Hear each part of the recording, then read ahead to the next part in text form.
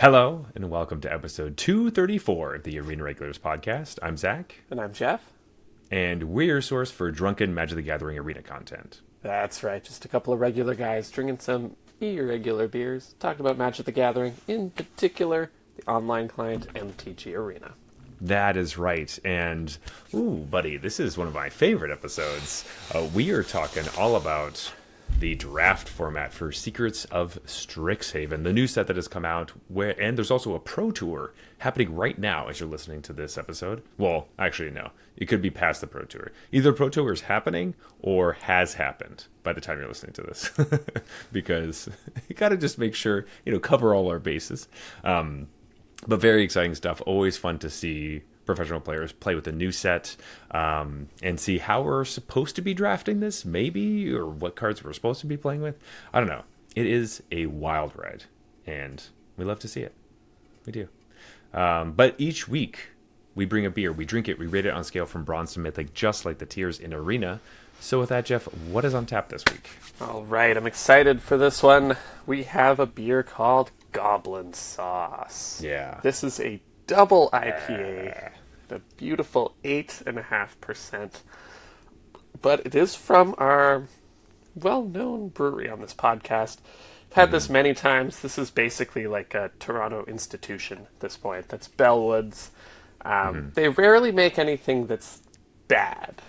Sometimes some of their stuff I'm like, it's not as good as your really awesome stuff. So they set the bar so high for themselves sometimes that you're just like, this one was just good. What's wrong with you guys? But they make a lot of good beer. They do. They also make good non-alcoholic beer as well. So Yeah. it's they're kind of just like, they're great. They also are right across the street from my apartment. So it's really, really easy for me to grab beers from Bellwoods. And I always know what new stuff they have. So I think this is one that they've made in the past, because I think I've seen it before. Yeah, very and cool, then, like abstract goblin kind of can. Yeah, really, really sweet. Unfortunately, not that many goblins in Secrets of Strixhaven that we can kind of pair this with. But right before the show, Jeff and I had decided that, the reason that they have all this goblin sauce is because Lorwyn Eclipse just happened, and nobody wanted any of the goblins, so they just grinded them up, turned it into some goblin sauce. Yeah. Boom. Makes sense. Yeah. The last card in every pack was always a goblin. Always. That's just how that format worked. I do have a fun goblin tangent Oh. in lieu of, well, having a lot of goblins in the set. And I know the MTG community is, for the most part, fairly anti-AI. But this is an AI-related story, so... but it is sort of related to the incompetence of the people who make it, so maybe they'll appreciate it.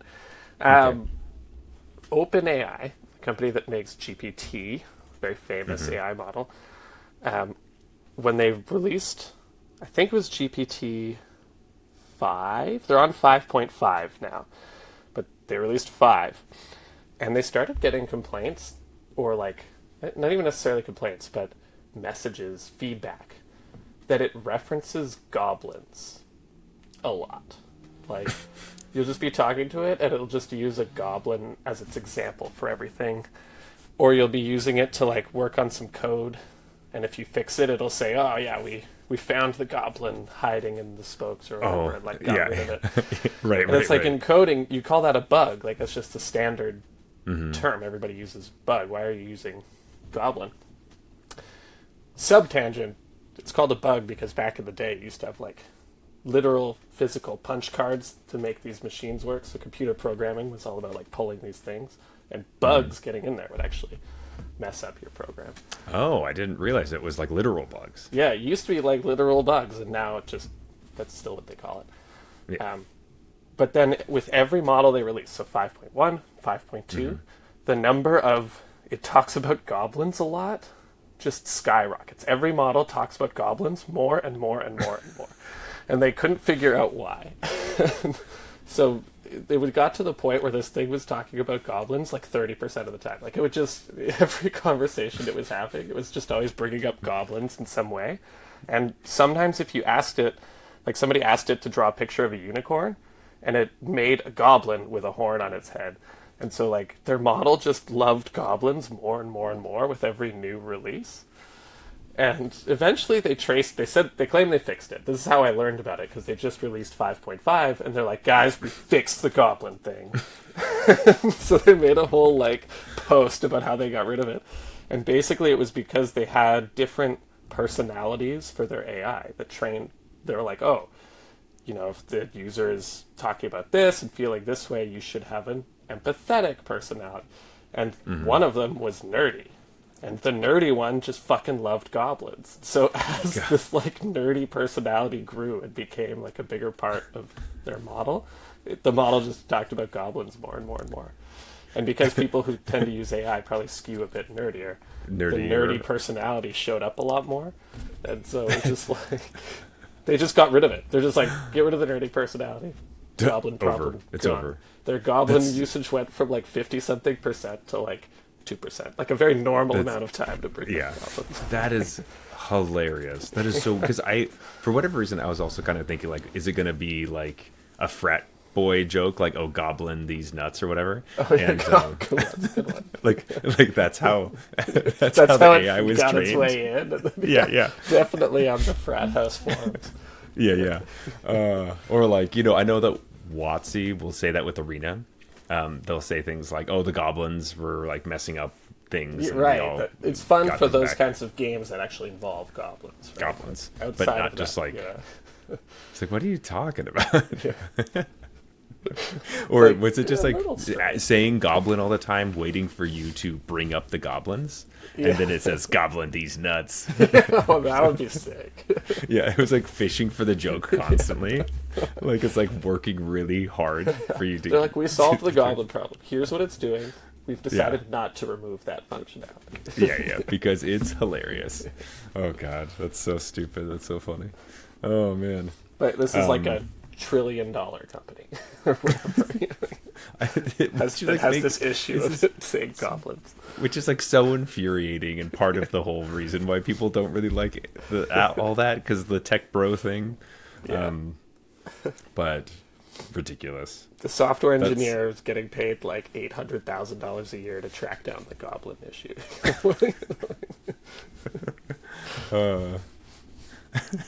He's like, yep, confirmed. It was goblin these nuts. What do we want to do? Tell them it was some sort of nerdy personality or something. Yeah. It's blame the nerds. Yeah, exactly. Turns out it's just Cranko, like in the code. It's like pulling levers of releasing goblins. There's actually goblins in the OpenAI machine that definitely exist. Like physical ones, like the bugs from earlier, but now they're actually just goblins. Spinning these GPUs. Yeah. It's AI. It's not actually a computer. It's just goblins in a box, and they just type things to you. Well, that was actually a thing that really happened. There was a startup that would claim, I think it was some quote coding startup. It's like AI code, and it blew up insanely fast because they were like, it's correct code that I would actually pace a person to write. And this was like ahead of when AI could really do that. And probably even better than it could do it now. And it was just like a bunch of Indian computer programmers working around the clock. I did hear about that, right? Yeah. They were just like pretending to be AI. What a wild thing. And like oh, God. Anyway. Boy, well, I'm excited for more of those tangents with this 8.5% beer. Yeah. But Jeff, let's let's crack open to this thing and get going. Let's do it. Oh yeah. Does it smell like cardboard goblins that got gobbled up? It does. I was about to say, it smells like, you know, when you open a pack of magic cards. Ugh, just the best. They don't smell the same as they used to, I will say. The old smell was the best.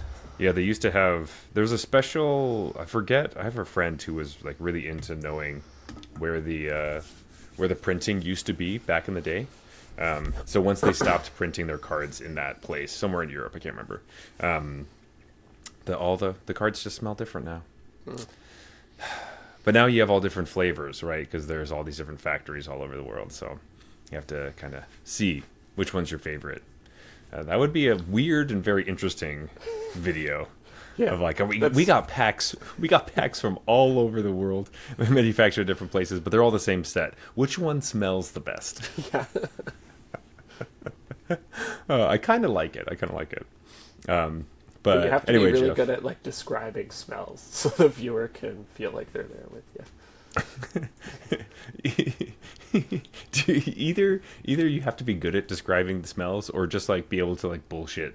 You just get like anyone.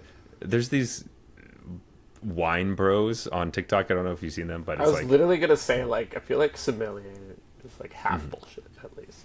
Oh, super bullshit. Because there's these two guys, and like one of them always hands the other one like mystery bottle, and half of the time he's just going off on all these different flavors, and he's like way off.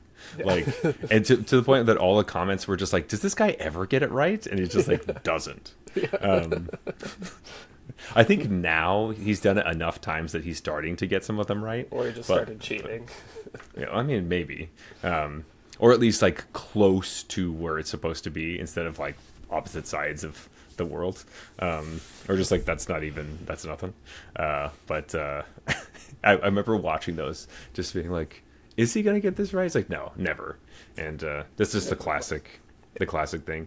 Sommelier stuff's all about like selling the wine, really. Right. You just want to. If you ever watched The League, there's a sommelier in The League. I watched some of it, but not all of it. Yeah. But his wine suggestions are always like really visceral and like sexual, about like BDSM. So he'll be talking about like it's like when your partner's spanking you on the ass and you have to bite a leather belt. That's what it tastes like. Like those kinds of like things. So that is probably the quality that you would have to bring to what it would smell like in the packs, because nobody really cares what it actually smells like, which is just like paper and ink. They want to know stories. They're like, this smells like that first pre-release that I ever had, and I pulled this card or whatever. Exactly. Might be a bit more interesting, or just off the wall crazy stuff that's overtly This smells sexual. like when your wife spanks you on the ass and you have to bite down on a pack of magic cards. Yeah. And then you open it up, and it's the foil chase card that you bit right through it. We've all been there. Jeff, we've all been there. Every Saturday night, that's what we do. Anyway, let's drink this beer. Oh boy, we haven't even started the beer. We haven't. This is bad news. Ooh, okay. I'm excited for more of this thing.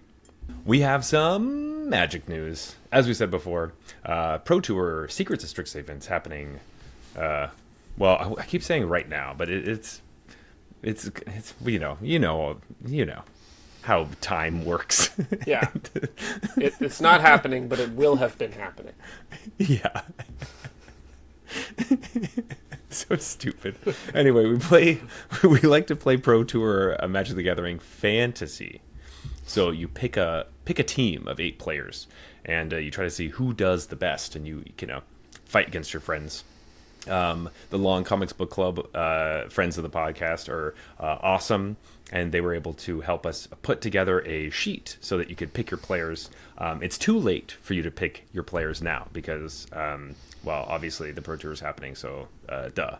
But if you want to be around for the next time, if Pro Tour Fantasy sounds cool to you and you want the bragging rights of getting the most points from your 8 players, come to our Discord channel. The link's down below, but we play... now we're just playing every Pro Tour, which is a lot of fun. People are getting into it. We're starting to have people... once you start playing, you start having favorites. You start, paying attention, and it's just a lot of fun. It's a great way to get into the Pro Tour, especially if you are kind of, you kind of watch it, but don't watch a ton of it. This is an easy way to just pick somebody to root for, and it's a lot of fun. So, and just to clarify, this won't actually get you into the Pro Tour. We mean like get you excited about the Pro Tour. Yeah, of course. You don't earn any qualifications for this. But they should. You should get some pro points. Yeah. Yeah. Like I should be queued for this one because I dominated last time, right? You are queued, like you get to participate in this one again because you did so well last time. Yeah.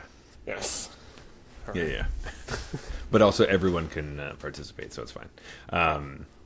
I will say, I had posted about this on Instagram. I didn't know this fact, but apparently Hearthstone used to do something very similar, where when the big tournaments would be happening in client, you would pick which player you thought was going to do the best or win. And if you were right, they would give you an in-game current, or they would give you packs, I guess.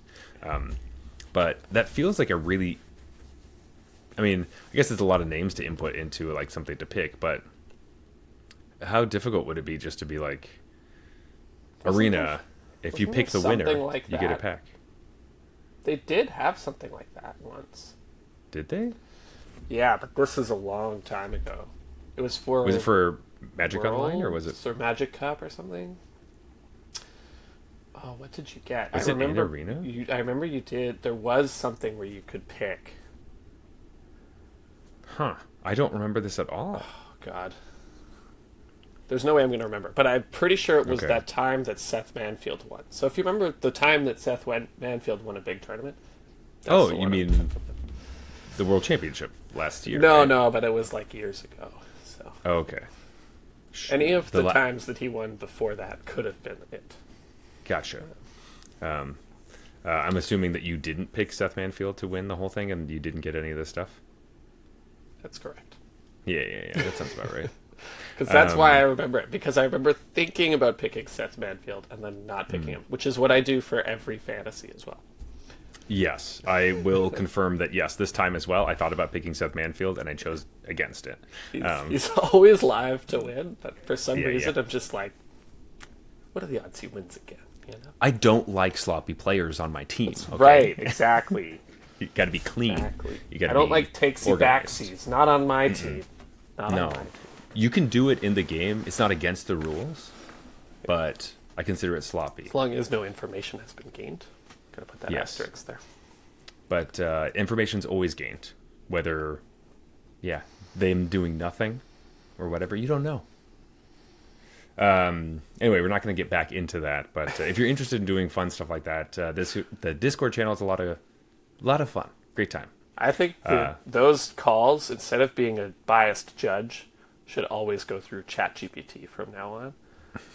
And so, always play goblins because you're more likely to get a favorable ruling. It's just like, but the other thing with that is that like ChatGPT will always just try to make you feel better. Like I think that's what a lot of people don't understand, right? Like it's a product, so it's Yes. not really complimenting you. It's just trying to get you to keep using it. Yes, but like. Anyway, I don't want to keep talking about AI. We could talk about that. Oh, another I got time. more AI tangents. Don't worry. I know you do. You have, they're coming all. There's like goblins. Like Didn't think I could seeping out tie of your goblins skin. to AI, did you? Yeah. I didn't think so. So that's why you wanted to do goblin sauce tonight. I see. It's like, ooh, I have this cool goblin story about ChatGPT. Also, if you want to support the podcast, you can always go to our Patreon. We have one. If you want to tip us or help us out, all of our patrons, we like to just say thank you every episode. We appreciate everything that you do for us. Keep the lights on here, as well as be able to, pay so you can see our smiling faces and drink some delicious beers. Everything's better with our patrons. So thank you so much to all our patrons out there and everyone who's interested in that. Also, we want to say good luck to everyone playing in the Arena Direct this weekend. It's happening. You're going to get the collector box for sure. 100%, yeah. 100%. 100, I couldn't even say it. That's just very, very far from 100%. Probably like 10% to get it. I already saw. So this is the thing that the Pro Tour like commentary team does, is that they have a bet on who can get the most boxes during the weekend. And because like when you're not on air, there's just like a kind of a green room, and they all have their laptops out and they just jam Arena Directs the entire weekend. So when you see like Is that why if coverage is Maria- always late? Yeah. when like Marshall and Paul are not commentating, they are playing for boxes, either on their computer or on their phone. Same with everybody else, and it's to the point that they just talk about it on coverage now, like how many boxes you're going to win. I think everyone's shooting like they're either betting if they can get 10 or not. I think that's the thing. 10? 10 boxes, yeah. Whoa. And this is the collector boxes, so you only get one per run. Yeah, so you get literally 10 successful runs. It's so hard, but it also makes so many it's like games. I don't know if some of it is like WotC being like, yeah, do more of it because people will play more events because they know that you guys are also playing it. Because when I hear about it, it makes me feel bad that I'm not just jamming as many as possible. It makes me feel like when I hear them talking about, yeah, I sunk like $600 into the Arena Direct, I'm like, am I supposed to do that? Yeah, that sounds like a lot. I was like, usually I save up for like 1 or 2 bullets and like I get smoked and then I just like give up and then I just wait for the next one. Yeah, I play in these during the Pro Tour so that I don't have to play against pro players. I don't want to match like Paul Cheon after his 10th match and he's really locked in, you know. So this is what you do. You have to watch the Pro Tour on one screen, and when as soon Paul as I Cheon's see Paul, start your match. I think that's actually a pretty smart idea. Just Corey Baumeister, god damn it. God damn it. Oh god, that's so funny. I love that. But anyway, they're great events. Good luck and have fun to everyone. They're fun. Competitive Limited is some of the most fun Magic. It really is just the best. Whenever I get to play it on my own time and from my own home, it's nice. Because it feels better to open a shitty pool in your house than it does to take the hell day off, convince your wife that she can take care of the kids. Yeah. So you can go to an event and then you open your 6-packs and it's absolute trash, and then you spend the next 3 rounds losing, and then you're just like, well, I guess it's over. Wow, that was a lot of planning and everything for a bad day, which is still lots of fun. I still say you should do that, but it does feel different to do it that way. I'll take your word for it. Oh, ow. Jeff, you've had your fair share of terrible sealed pools. I've seen them. Oh, yeah. And sometimes great sealed pools, and I just play like garbage. Yeah. That's true. That happens too. Don't think just because you got past the sealed pool phase means you're out. In fact, having a good sealed pool is almost like, oh, fuck. It's actually bad. Yeah, literally. As soon as you get... when you get the good sealed pool, you're like... Well, let's just not fuck this up because no excuses now. You have no excuses. And when you show your pool to somebody else later, they're like, "Why the fuck did you build it that way?" It's like, I don't know. I thought it'd be good. I don't know. I panicked. Yeah. I'm not used to having a good pool. Like I don't know what to do. But yeah. In other Magic news, something cool was happening more recently. This is very cool. Kind of outside of like actual Magic things, but the MTG Arena devs are unionizing. They announced it publicly on Blue Sky and different places, and they are collecting signatures from players and stuff to show to Hasbro and WotC to say, all these players, we have this many people who are supporting us in this decision to unionize, and we would like you to recognize our union without fighting back or trying to bust it up, because that's what companies do. Of course. Because they obviously want the most control, and giving your workers unionizing is generally bad for those folks. I don't agree. I mean, for the short-sighted people, yes. For the short-sighted people who are looking to get like value, get more profit per quarter, which is like what our world is about right now, which sucks. They obviously think this is a bad thing. This is coming from someone who had a union fail at his job because of union busting and stuff. So I sympathize with those who are fighting the good fight and trying to organize. But I'm all for this. I think this is great and really, really important specifically for game devs, because there has been a lot of, like, most of the things that they're looking for, they just want like job security. Yeah, that's the biggest one, because games who doesn't have right now, Well, yeah, I mean, it's like everywhere. There's a bunch of stuff. Speaking of AI, yeah, there's a lot of stuff going around where people are getting greedy and trying to cut corners, like they always try to do, but it's just all over the place. And one of the huge stories that we've been seeing is, a couple years ago, WotC had laid off a ton of Paul Cheon, one of the people famously laid off from WotC during that big 10,000 people or something crazy. That sounds like an insane number. No. That seems like way too many people. I don't remember what the actual number was. You said Microsoft, I'd believe you. Yeah. I was like, no. 10,000 seems like a lot. Pull it back. Pull it back. I don't remember how many people it was. It was 10 people. It was Paul Cheon and 9 others. But no. And it's because they were stealing. No, we're not. Different story. We are not saying that Paul Cheon was stealing anything. There's too much Paul Cheon talk on this podcast right now. It's making me upset. Somehow we ended up there. Oh, actually, not where I thought we would end up. Fun tangent about this, but at my work, we have like Sushi Tuesday nights at the restaurant I work at, and we have a DJ that comes in and spins art pop, which is like 80s. If you don't know what art pop is, it's like 80s Japanese music. You can. It's really great. I love it a lot. It's like. Check that out. Yeah, sometimes you can if you just go on YouTube and type in art pop, you'll find it. No, sorry, I said art pop like a million times. That's not what it's called. Okay. I was like, why is it called art pop? It is called city pop. Okay. That's pretty different. Yeah, I know. I'm gonna blame the beer on that one. Okay. I don't know if we even have time to have hit you yet. Yeah. City pop is what it's called. Like 80s Japanese music. You can also have like, city pop that's Korean or whatever. But it's awesome. But the guy who is the DJ at my restaurant looks just like Paul Cheon. Like it's like his brother. And it's like Paul Cheon but with a mustache. And it's like so funny every time I see him, because like but cooler. Yeah. But every time I see him, I like fight the urge to take a picture and post it on the internet to be like.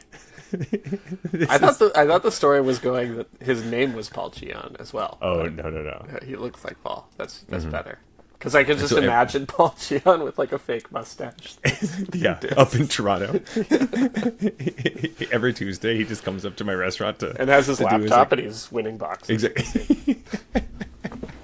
Exactly. On a Tuesday somehow. Oh God. Anyway, crap. What were we talking about? We were talking about unions. Unions, yes. Yeah. WotC laid off some number of people. Oh, right. Right. That included Paul Cheon. And so he had to start his DJ career. In Toronto. At the Drake Hotel. Yeah, they didn't just fire him. They banished him. So sorry. Pull back. Mainly what I'm saying is that the union is going to be really good for them because remember when Baldur's Gate 3 came out and then as soon as the game was finished, they fired everybody that worked on the game after it won like a bunch of awards? Like, this is the kind of huge game that they're working on. That's the crazy part. Yeah, so it's like, who's going to do that game now? Yeah, like what? I don't know if it's like, oh, they fired them from this contract and now they're signing them for a different contract. That I guess that news isn't really out, but I'm assuming that it's just like, oh, we're done with your game. Like, we're done with it. If it's a contract, though, it's not really necessarily firing. It's true. So the headline would be different. But anyway, so that's just running rampant in the gaming space. And the other thing, too, is like, I just kind of poked my head around. I have a couple of friends actually in the industry. And basically, it's just accepted that like software devs in the video game industry make less money than equivalently talented or like skilled devs in other industries.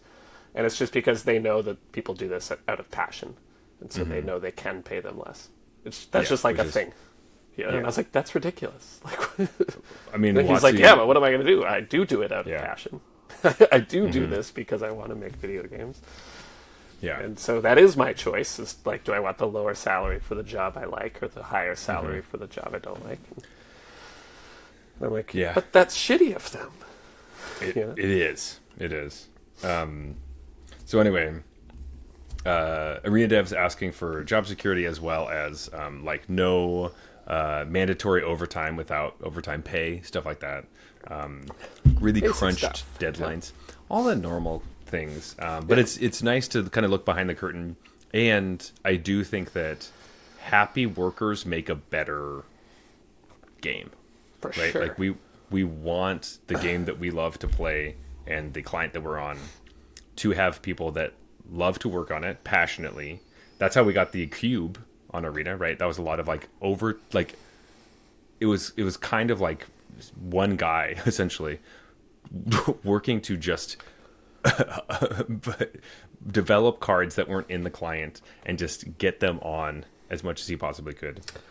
So you have to obviously do there's it, a couple man. If other you guys want in it, but, something, like you have to do it all side of desk while you're doing your Mm-hmm. main work, and just do this like thing on the side until you could take it to someone and be like, "Hey, it's ready to go." look what I did. Yeah. Like, So, hoping that, like, we'll see what happens, but like, this needs to happen in not just Arena, but like in a lot of the video game industry.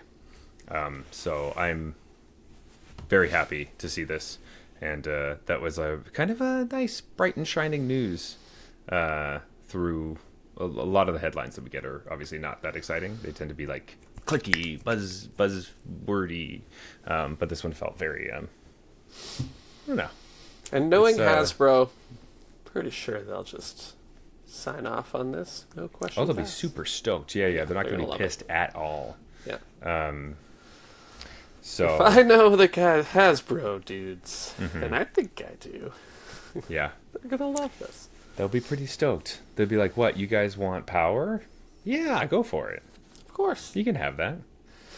I acknowledge that you are the reason our company is staying afloat, Mm-hmm. and I will reward Yeah. you appropriately. Financially. Yeah. Wild. Ugh. Now I got sad because you said that. I was feeling like solidarity. Now I'm feeling like depressed because that's probably what well, whatever. Let's move on. Let's talk about Magic. Sign the petition if you think it's cool. Yes. If not, thank you for listening to our conversation about why it is cool.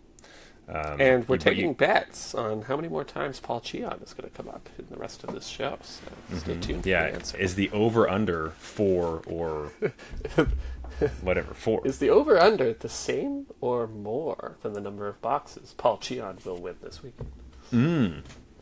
That is good. All right, and the bet starts Now. Paul Cheon now. Yeah, we Okay. got to make it at least fair. Sweet. Jeff, have you been playing some Secrets of Strixhaven draft? Yes. Have you? Fantastic. Yeah, absolutely. I've been working a lot, which has been making it a little bit harder, but I've been able to sneak in some drafts here and there. I usually sit down to play an entire draft and I do the whole thing, Yeah. but with my new life, of course, I have to do it in a little bit more snippets and stuff. Yeah. But it's been great. I don't know, the I set. have a draft going right now somewhere. Hey, me too. Yeah. Whoa, look at us. This one was more of like I drafted a deck that I thought was pretty good, and I think I'm sitting at like 1-2 because of some epic misplays, and then I was like, I gotta. That's it for tonight. Like, Yeah. I think I am the opposite, where I'm playing a deck that like I kind of like was fucking around a little bit in the draft, and I'm 2-1, so surprisingly doing better than I thought. So I'd way rather be in your position. yeah, this draft was kind of interesting because I was supposed to be my like first pick was like a Prismari card because the rest of the pack just didn't seem that strong, and it was it's the Fireball Prismari card, the rare. I can't remember what it's called. Yeah. But then seemed very evident that I was supposed to be in Silverquill. So I took some strong Silverquill cards, but then by the end of pack 1, there's a bunch of Witherbloom, because of course there always is. And so I was like, ugh, I guess I'll just spec on a couple of Witherbloom cards. Pack 2, I opened Berserk. And I was like, I love Berserk. Yeah, I was that is a card that's hard for you to turn down, I think. So it was in the Mystical Archives, and the rest of the pack, to be honest, didn't have Silver Quill stuff in it. So it was like, okay, I could spec on a Berserk, and I don't... And in the other pack, I had taken a Titan's Grave, which is the dual land for Golgari. So I was like, I don't hate playing Silver Quill splash Berserk to win the game. Well, as a fun deck, not as a good deck. I'm just saying that out there. That it seemed like a fun thing to do, not a good thing to do. Right. But then the rest of the packs were like, I was taking a bunch of gold, like Silver Quill cards. But then, of course, by the end of the pack, it's just like Witherbloom banger after banger after banger. And it was just like, oh my God, there's nothing else. I find Silver Quill hard to get into because, we'll talk about deck quality. It's one of the better decks, but also I think people just really like it. So I think it's right here. It's overdrafted even as one of the top decks. You know what I mean? Yeah. And what's hard about Silver Quill, it is...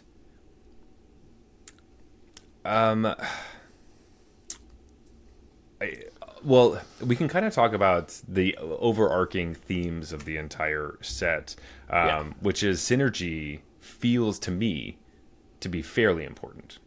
So like, as opposed to just like card quality, like there's obviously some strong cards, but like a lot of the decks really hum when two pieces work super well together. And that's when you become really punishing. Yeah. So I think I said last week, there's a couple of things I said last week that I still think are true and kind of tie into that point. And first one is that this is a guild set. And I think I still get that feeling after playing it more. And that's kind of a hallmark of a guild set because you have so many of these gold cards that power level is kind of there. What distinguishes you is synergy. Do your cards work together and accomplish the goal of your guild well? Like, there's a lot of just power kind of, like, good limited cards floating around that you can pick up. And the other thing is, I think last week I was talking about playing against, and we sort of alluded to black-green. It's not good. And last week I played against, in one of my first drafts, I played against a Witherbloom player who had all that synergy. They had the cards that you ostensibly want in the Witherbloom deck, and they had the engine going, and the counters were flying, and they were gaining life every turn. And I still just beat them, and it wasn't that hard. And so that's where I was like, stay away from Witherbloom, because that deck would have looked awesome to me on paper. That's what I would have wanted to happen if I had drafted that deck, and then it still just was not that hard to win. So I was just kind of like. That was one of my first games of the format. It was my first 3 or 4 games in my first draft, and I was like, alert, do not draft Witherbloom unless it's wide open.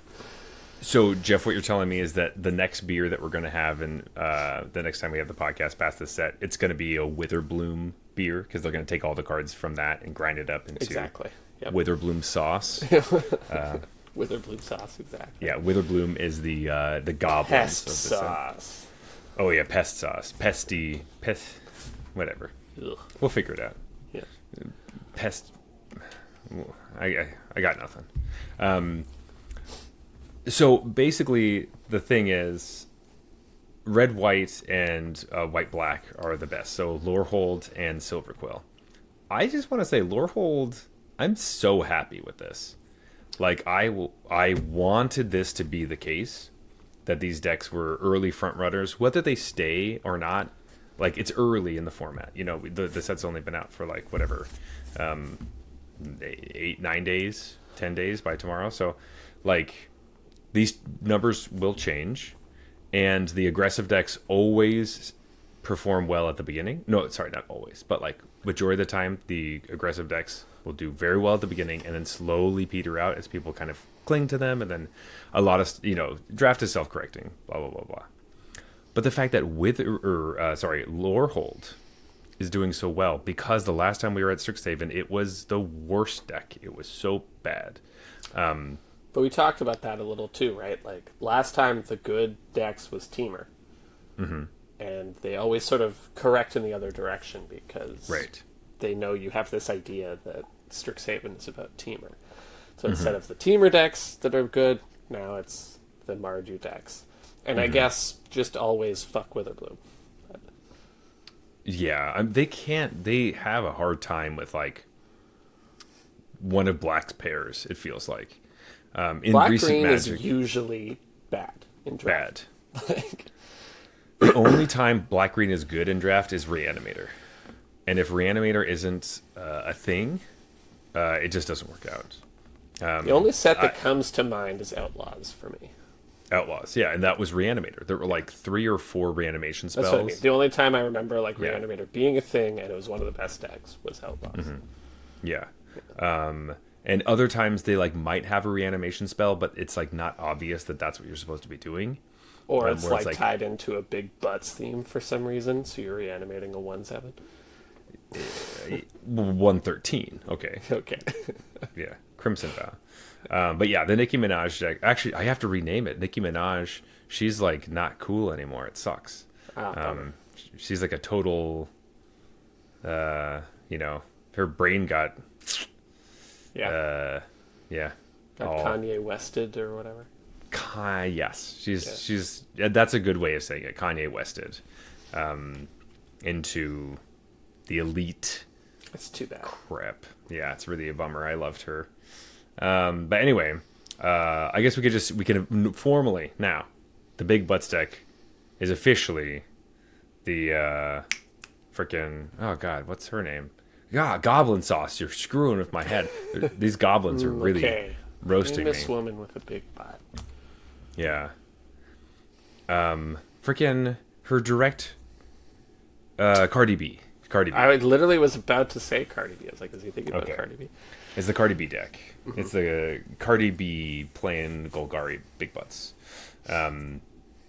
Anyway, I'm just loving Lorehold. I'm basking in the strength of Lorehold, and that the exile cards from graveyards thing is working and actually important. And it's not just like Lorehold is they kind of like juice the numbers on some of the creatures, so like that's why it's better and they're very aggressive. It's like no, you actually have to do the thing. Yeah. Like Kirol, the uncommon student guy. Like the 2-mana 2/3, it only becomes prepared when a card leaves your graveyard, and the prepared spell is like 1 red white, and then it gives 2+1/+1 counters on trample until end of turn. Yeah. Oh, you also mill a card.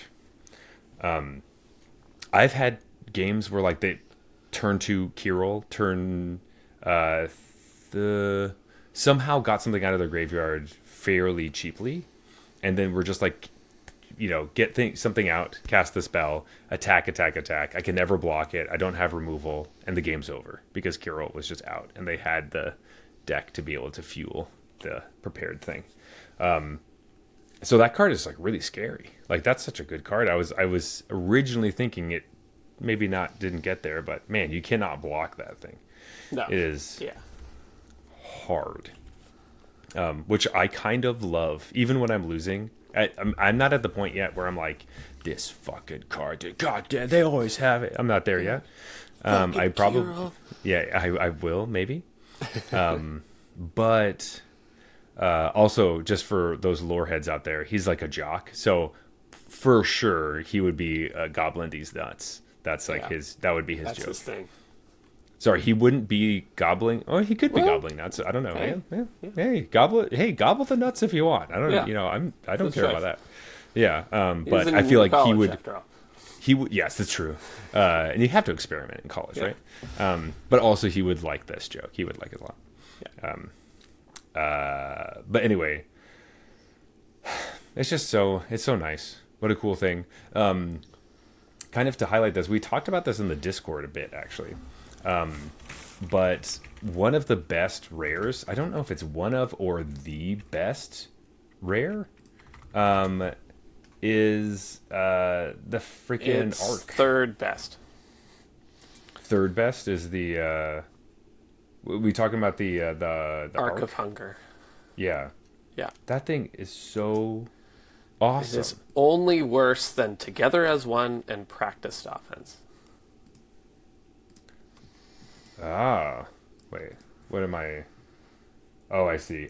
My whole thing is like messed up right Together as One is the There you like go. draw X, deal X, gate X life, where X is the number of colors a mana is spent, and it's 6 now. Yes.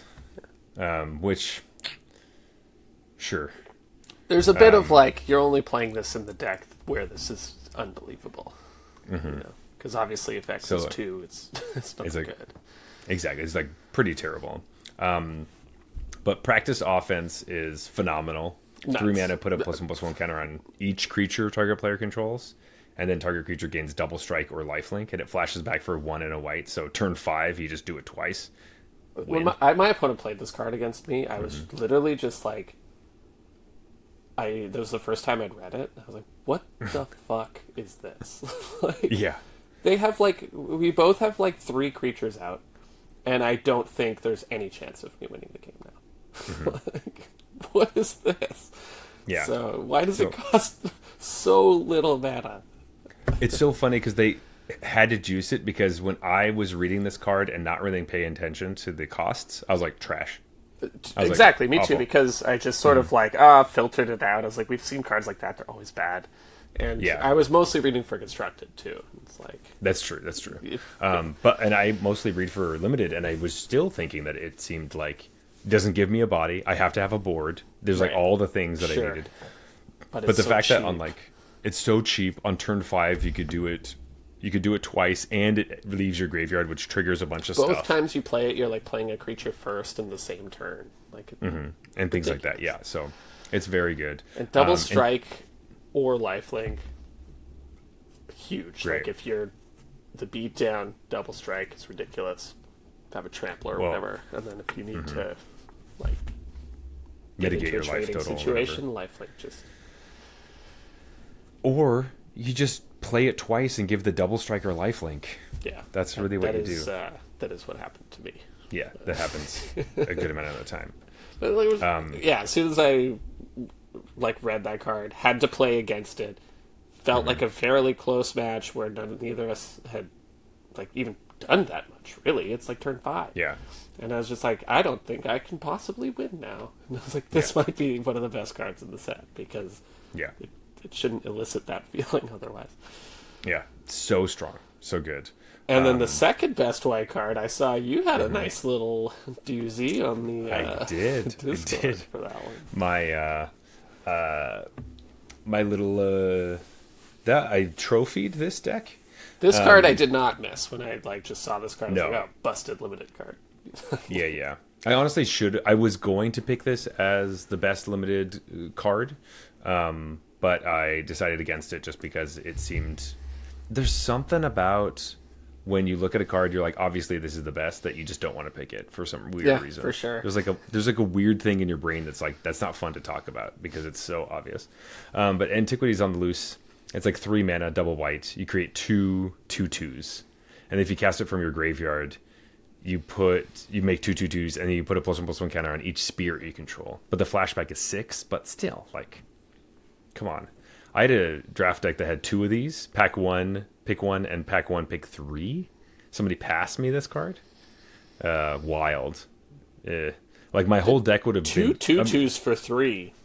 Already, It's so good. I'm interested. Yeah. It's just that's what How you are want you to do. ever And passing this? What's better than this? I have no idea what they... who knows Unless if there's something it's on practice the no offense, pass list. I guess.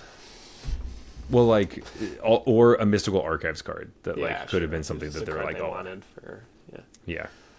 Who knows? I think that the average limited player who opens this in Force of Will get excited and take a Force of Will.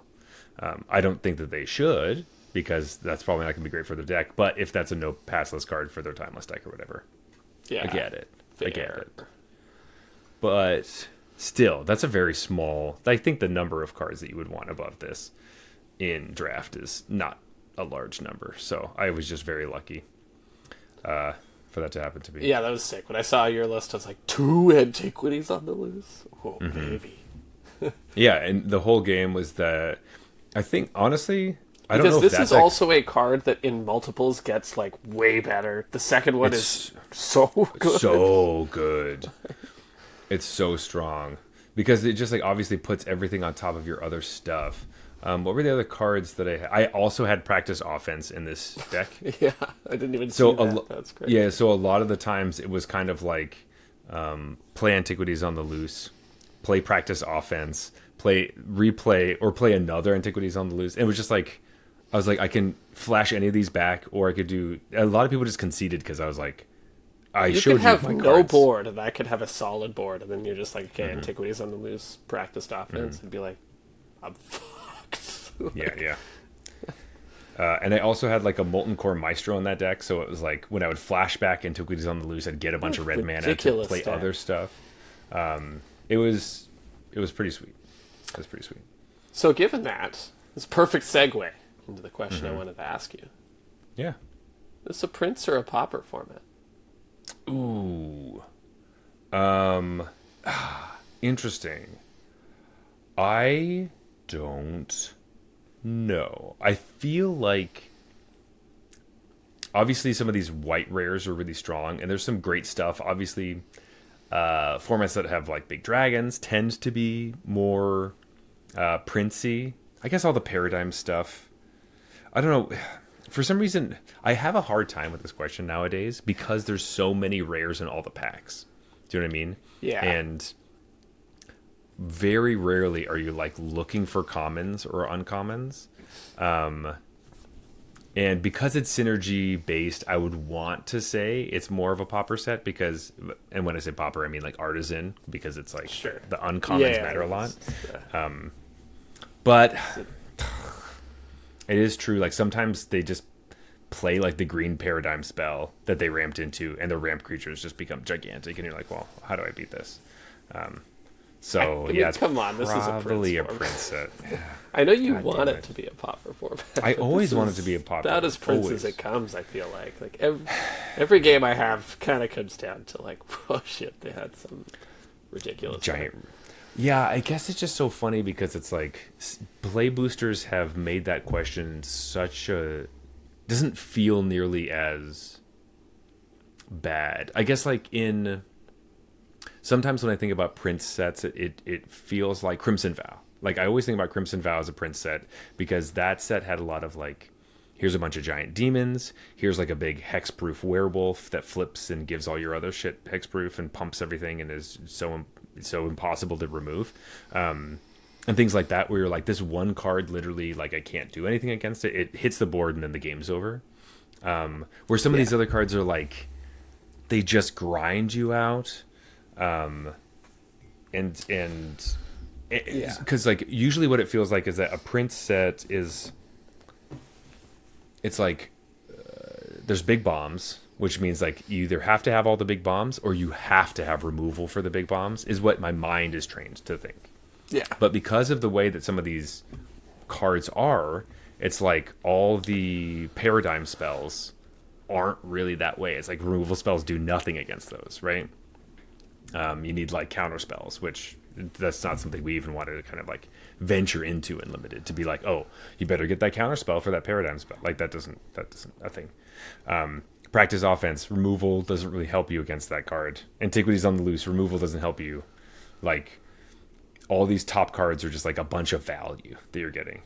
Even like Emeritus of Ideation, which I did say was like overrated, mostly for constructed. Obviously, Unlimited is a big flyer, so that's great, and it can draw you cards. There's also a lot of copies in the Pro Tour. That is also true, but a lot of them are in the sideboard. So, fair, yeah. Yeah, so that looks like a mirror breaking type of card to me, as opposed to just. I think like you're right about that. Yeah, because everyone knew there'd be a lot of it in the Pro Tour. So. Yeah. So being able to draw the most cards is going to be really important. So those are kind of the reasons why it feels. It's a Prince format, man. Come on, the rares are so much better than the other cards. But you know what I'm talking about. Totally. And I think that part of it is like there's this old idea of what it means to be Prince and Pauper And it's generally like Prince is bad and Pauper is good from like a Yes. limited purist perspective. Yeah. And that has changed a little with how cards are distributed now.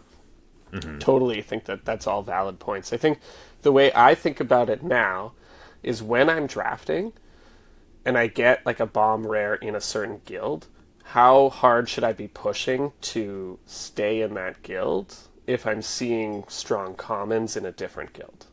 You know what I mean? Like, if I'm aware it's more of a Prince format, then I'm just gonna fight for the guild where I have the bomb and like scrap it out for commons, because I know the power level will kind of get there. I'll hopefully put some synergy together. I'll focus on that, and then I know that these bombs will carry me through. Whereas in more of a Pauper format, I'd be like, okay, I know that it's more important to pick up whatever the open color is, kind of thing. So it doesn't necessarily mean like a format is good or bad. I think in this one, I'm starting to lean towards the strong rares that you get. If you get a few of them in like one, I keep saying guilds, but in one college, it's good to hold on to that, I think. Yeah, I do agree with that, and I also agree with the fact that I do have that internalized bias that Prince means bad, Pauper means good. Yeah. When Teenage Mutant Ninja Turtles, good set I liked, I enjoyed, but obviously there's a bunch of really important rares. But the biggest thing that I think about when I think about that set is the egregious uncommons that were in that set. Yeah, they were. That it was like, wow, this card should not be this strong as an uncommon, and you would pick it over many rares, and that would be, in my mind, kind of considering some of them was literally all rares. Like there was an uncommon that you would pick over pretty much everything else in the basically set. Everything else, and that feels more like a Pauper set in my mind, where it's like you open a pack and you're like, I hope I get that uncommon, which is a weird feeling. Like having the power be at rare when the rares are distributed like this isn't that bad a thing, right? Because just means you got to get a little scrappy for, like, it just changes how you draft, I think. Yeah. And I need to, thank you, Jeff. Yes, you're right. I should be trying to actively change the way that I mentally am thinking about Prince sets. And people used to say that, like, oh, Prince doesn't mean it's worse. But it kind of used to just be true that it did. Like, Prince formats were generally less fun in the long term, because it was like, oh, well, they played Liliana Dreadhorde General, and there's literally nothing I could do about that in the whole set. What am I supposed to do? Yeah. And you're like, all right, Mythic Rare kills me again. Totally, absolutely. While being a Pauper set made it feel like you were rewarded for knowing the format better. Exactly. Because you're like, I played this format enough to know that this Organ Hoarder is better than a bunch of these other cards. I should be playing this card,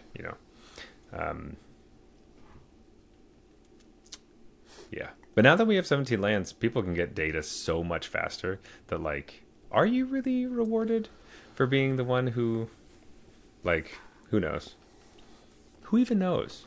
But Jeff, talking about commons and stuff, I do kind of want to just take a little look at some of the interesting commons. Before you do, okay, what? I do want to get ahead of something because I don't know which common you're talking. I don't know why you're launching into this.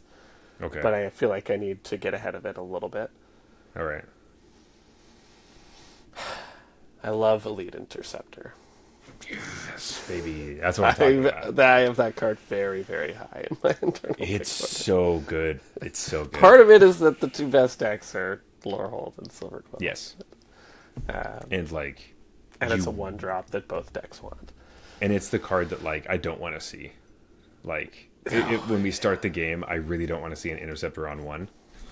And I played against an opponent who had 3 of them on board at one point, and then had also some flicker shenanigans. So it was just like, I can never attack because I can't, like, attack with one creature, block with my other 2. It's like, nope, I have to keep 3 blockers because one of them's going to get tapped down for sure, and then there's going to be something else that happens to my other blockers. So I need at least 1.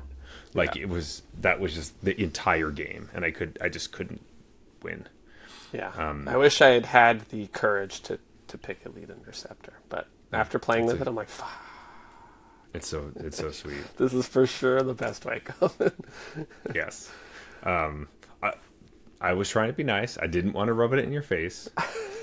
Had to get ahead of it. But just, sorry, you mentioned a comment of, that's not the card you want to see on turn 1. Agreed. The thing that has happened to me a disproportionate amount of the time, like this happens, I feel like every other fucking game, is I'm playing against a green deck. It's almost always Quandrix.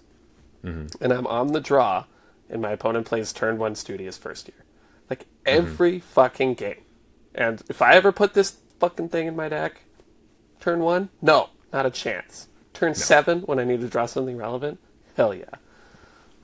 This card. This is a good card, and I do advise playing it in a Quandrix deck, but I hate it personally because it's just that card that is like, it's always turn 1 on the play for my opponent. No questions asked. If I see the forest, I just know. I just know what's about to happen to me. And then I'm like, put this card, 3 of these in my deck, never get it on turn 1. Fuck this card. Yeah. Yeah, I mean, like, we picked the Newt, which makes sense, but I think the fact that Studious First Year fixes your colors is very important. The Newt has been much more generous to me than this guy. Newt is still great. I'm not saying Newt's bad, but I can see why Studious First Year is doing so well. I still like the Newt for the Burrock Barrage, too. Yeah, that's nice. It is good. Yeah. I do like that. I just think that utility of, like, if green, because let's say we're not playing Witherbloom, so green is Quandrix / Quandrix plus whatever other good rares you found. Studious First Year, very important in that deck to fix your colors, to play the splash cards and your converge cards. It just shows up on turn 8. It's not important at all. No, well, I mean, like, when I play against you, I always get it on turn 1. I did get absolutely annihilated by a draw that was triple Newt into additive evolution. And so these Newts were just getting counters and attacking in, and basically always forcing multiple trades against a death touch, like a multi-block against a death touch creature. And I was like bouncing them to try to restart things, and just play the Newt again and put the counter on this Newt. And like, I was just like, what is this weird bizarro game that I'm in? That, like, I literally just cannot beat the triple Newt, like, additive evolution. And I think they had like a Burrock Barrage just to get my big thing out of the way. And I was just like, this is the weirdest game I've ever played, but it's so powerful. There's nothing I can do. Like, I always have to lose at least 2 creatures to trade with one of these fucking 2-drops. That's hilarious. I love it. And they had so much mana. So yeah. Just like, yeah, that was one of those ones where you just kind of like chuckle. You're like, okay. It's like, keep that one in my back pocket, I guess, if I'm ever in the triple additive evolution. Maybe this will happen. Yeah. No, but really, of all the cards I wanted to talk about, I thought that red was really interesting. Because obviously the 3 removal spells are in the top 4. Maybe not obviously, but, you know. Or, like, as you might expect. Yeah. They're all kind of like on top of each other. But currently the best performing red common is Rubble Rouser. It's a 3-mana 1/4. When it enters, you get to Rummage, which means discard a card, draw a card. Oh, and this then, card, yeah. When you tap it, you have to exile a card from your graveyard, but you get to ramp and ping your opponent. I think you mean you get to exile a card from your graveyard. That is really what it is. It does everything you want in the Lorehole deck. It puts something in the graveyard, helping you do whatever. It could either be your flashback card or a card you're ready to exile. It ramps you, it pings your opponent, it takes something out of the graveyard to trigger all your other stuff. It can do that on your opponent's turn, which sometimes is difficult to do in the deck if you happen to need to do it on their turn. Yeah. This card's freaking sweet, and it blocks a lot of the Silver Quill stuff really well. It does. Having 4 toughness is huge, and I don't know, this card has been surprising in, like, It's really important in the Lorehold control-y version of the deck where you want to go big and you want to like ping them out or play like the Colossus or something of the Golden Age or whatever that Lightning Helix is when it enters. Things like that, or if you want to play big Prismari spells, Prismari also likes having this card because it helps you ramp into the big stuff and also keep them alive. The things I've found about this card, and like, I'm still kind of surprised to hear it's number 1, but I remember playing against it a few times, being like, "This, I've been underrating this card. This card's actually really good." Is the thing that gets me is that 4 toughness, because the removal spells I want to spend on a card like this are not the removal spells I get to spend. So I don't get to last gasp this. I don't get to like impractical joke it or abrade it. I don't really want to unstable mockery this fucking thing. So it's just like the removal that you're forcing me to spend, and I do kind of feel like I have to spend it. It's like it just lines up so well that all the stuff I'd be comfortable, like, sure, get that off the table, why not? It doesn't work, and the stuff where I'm like, I kind of want to hold this for something that, you know, does more than that. Yeah. It's like exactly at that level. It is. And like it just and like a lot of the times, you know, numbers end up being what like makes the difference about stuff. And just having the numbers on this card is great. If it had 3 toughness, I don't think it's where it is. Oh, it'd be much worse, I think. Significantly worse. Yeah. Because Last Gasp is performing at like the best black common, like we had guessed. But another card I like Wander Off, but like I don't want to spend it on this. Like Wander Off is in my deck because they have bombs. Like bombs are important, you know. And like, giants, exactly, because and then Last Gasp is there to deal with this kind of shit, you know, that like to do the mid game or early game. And this card's just like, fuck you. I demand a removal spell that you cannot afford to spend on me because there are bombs in my deck. Yeah. Or getting a situation where you have to attack into it and then you have to hope you always to have to do so something that you have funky to get through this thing. I did want to bring up a card that I had looked at. I put a poll on Instagram to say like what black or what common of every color you think is going to be the best or whatever. And I usually pick 4 cards. For black, I picked Last Gasp, Wander Off, Send in the Pest, and Cost of Brilliance. I had flagged this card as a possible best black common because Which it one's reminded Cost me. of Brilliance again? So, Cost of Brilliance is the 2 and a black sorcery. Target player draws 2 cards, loses 2 life, and put a +1/+1 counter on target creature. Yeah, right. But this card looks almost identical to Combat Tutorial that was in Final Fantasy. And that was a blue version of this card. You just didn't lose the life when you drew the cards, but you still put the counter on something. And it ended up being one of the best blue commons in that set. But could it target the opponent? No, I don't think so, because... actually, I think it did say target player, because I remember having to target myself. Possibly. Because the reason this one targets is if they're at 2, you get them. That's true, yes. I mean, it's Sign in Blood plus... this is the classic, like, old school Sign in... Like, it's one of those weird things, but if you didn't play with the old school Sign in Blood, it sounds like it's something that never happens. It's something that happens. Like, not a lot. This is almost always targeting you. But it will... If you play enough Silver Quill, it will happen to you that you win a few games. Yeah. By targeting your opponent. It's actually... Do we have 3 Sign in Blood cards in the set? We have Cost of Brilliance, which is Sign in Blood. I mean, that's kind of cool because Sign in Blood is kind of a, you know, silver quilly kind of. It is very silver quilly. We have like the Silver Tongue rare that gets to cast Sign in Blood as the prepared spell, and then the Paradigm spell is Sign in Blood as well in black. It's 5 mana, but you cast it every single turn for the rest of the game. Right. I guess because of that, I was always thinking of it as like super Phyrexian Arena. But, I guess it's sort of like recurrent Sign in Blood. Yeah. Yeah. Just because like you either target yourself to draw cards, which is what you start with. And then once you start to get them low enough, you start targeting just kill your opponent. them, right? Yeah. Though I remember playing I was playing Sealed. I was playing Witherbloom. I think Witherbloom can be a bit better in Sealed, because you do I get can to see slow it that down a little bit. actually, and that tends to happen in these synergy sets, right? Like it's harder to get the synergy together in sealed, and so things start to kind of squish towards the middle a little more. Yeah, a little bit more.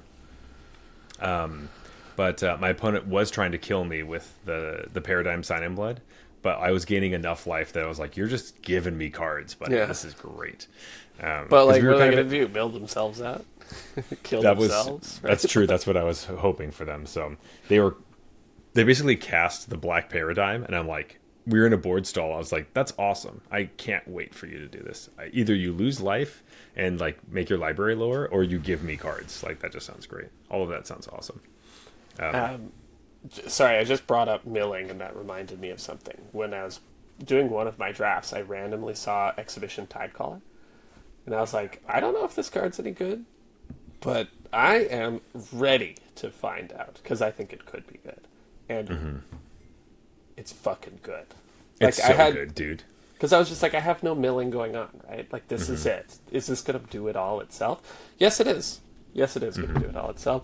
Or it's going to eat a nice removal spell from the opponent.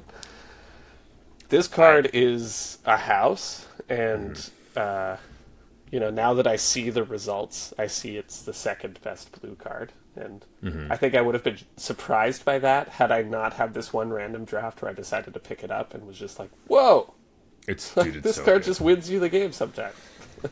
It is awesome, and I want to play it in standard. Obviously, much more half court in standard. Yeah, different story. Obviously, the library is bigger and blah blah blah blah. But I will say today, I had a really sweet Quandrix deck I was finishing the draft of. Tidecolor's in it. My opponent is Lorehold, of course. And so the question is, do you mill the Lorehold player? Now, the rest of my deck is not really primed to mill myself. It really is, the reason it's in the deck is to mill my opponent out if I have to. So I decided, yes, I'm just going to target my opponent. I'm doing the TAM thing, so I'm like drawing cards and like gaining life. So it just triggered. You're really only worried about flashback, right? Like exactly. And so I hit the top two cards are lands. The next one is Repel Calamity. It's like a removal spell. Yeah. But I'm like, sick. Phew. Removal spell's gone. That's awesome, right? No flashback, nothing.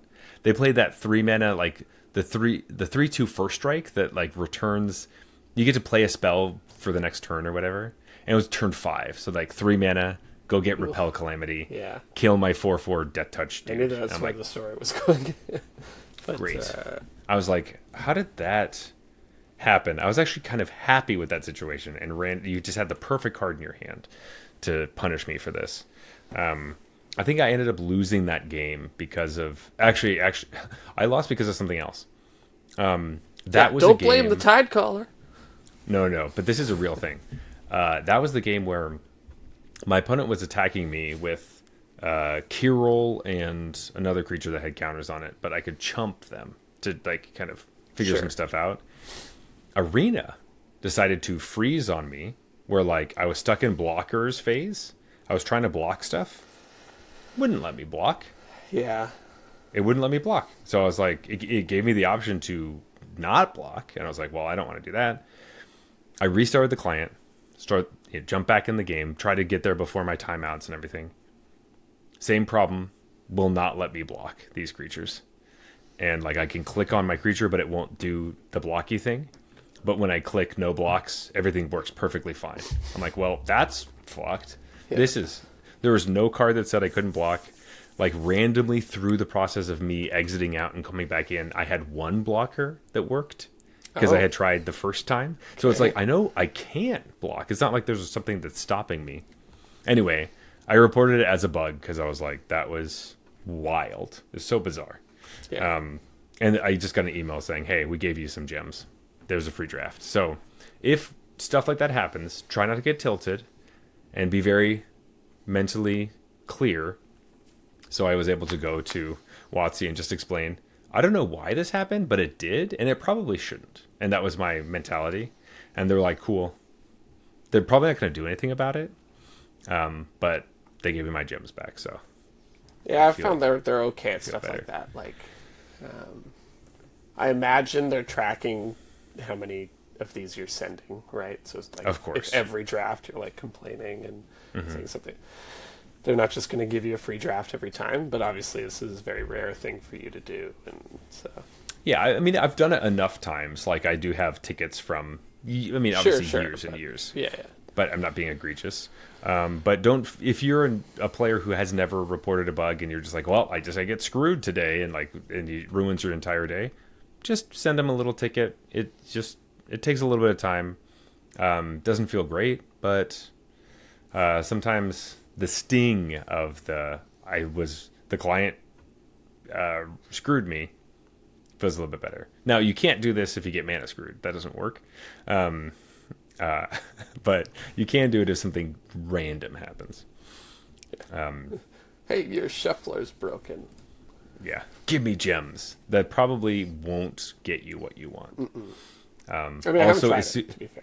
As soon as something weird is happening like that, I just take a screenshot, and so you can upload it to show them that you're an organized professional person trying to enjoy a beer and a draft. And they care about that a lot. Make sure you add beer to it, so they know that feel you've like been I'm drinking. super drunk. So, Yeah, but I actually get more alert when I drink. So. yeah. And at no point do I get less alert. Yeah, that's why I spend my entire life drunk. Yeah. That works for certain games. I think it's beer pong, and then that one. Yeah. Nothing else. Yeah. I don't think there's a Beer single pong's other the classic. game. I get better as I drink. But there's no sport that works for. No, you're just going to be slower and have a worse reaction time. I don't think there's it's really just beer pong. Are there other things that people? I mean, people think they drive better when they're drunk. I was going to say driving, and I'm like, idiot asshole. Do not get in the car with anyone who says anything like that. No. And if your friend says that to you, I don't know, steal their keys or put them in a chokehold. No, definitely. Don't let them. Keys. Yeah, it's just or trick them. They're drunk, so they don't. Right, exactly.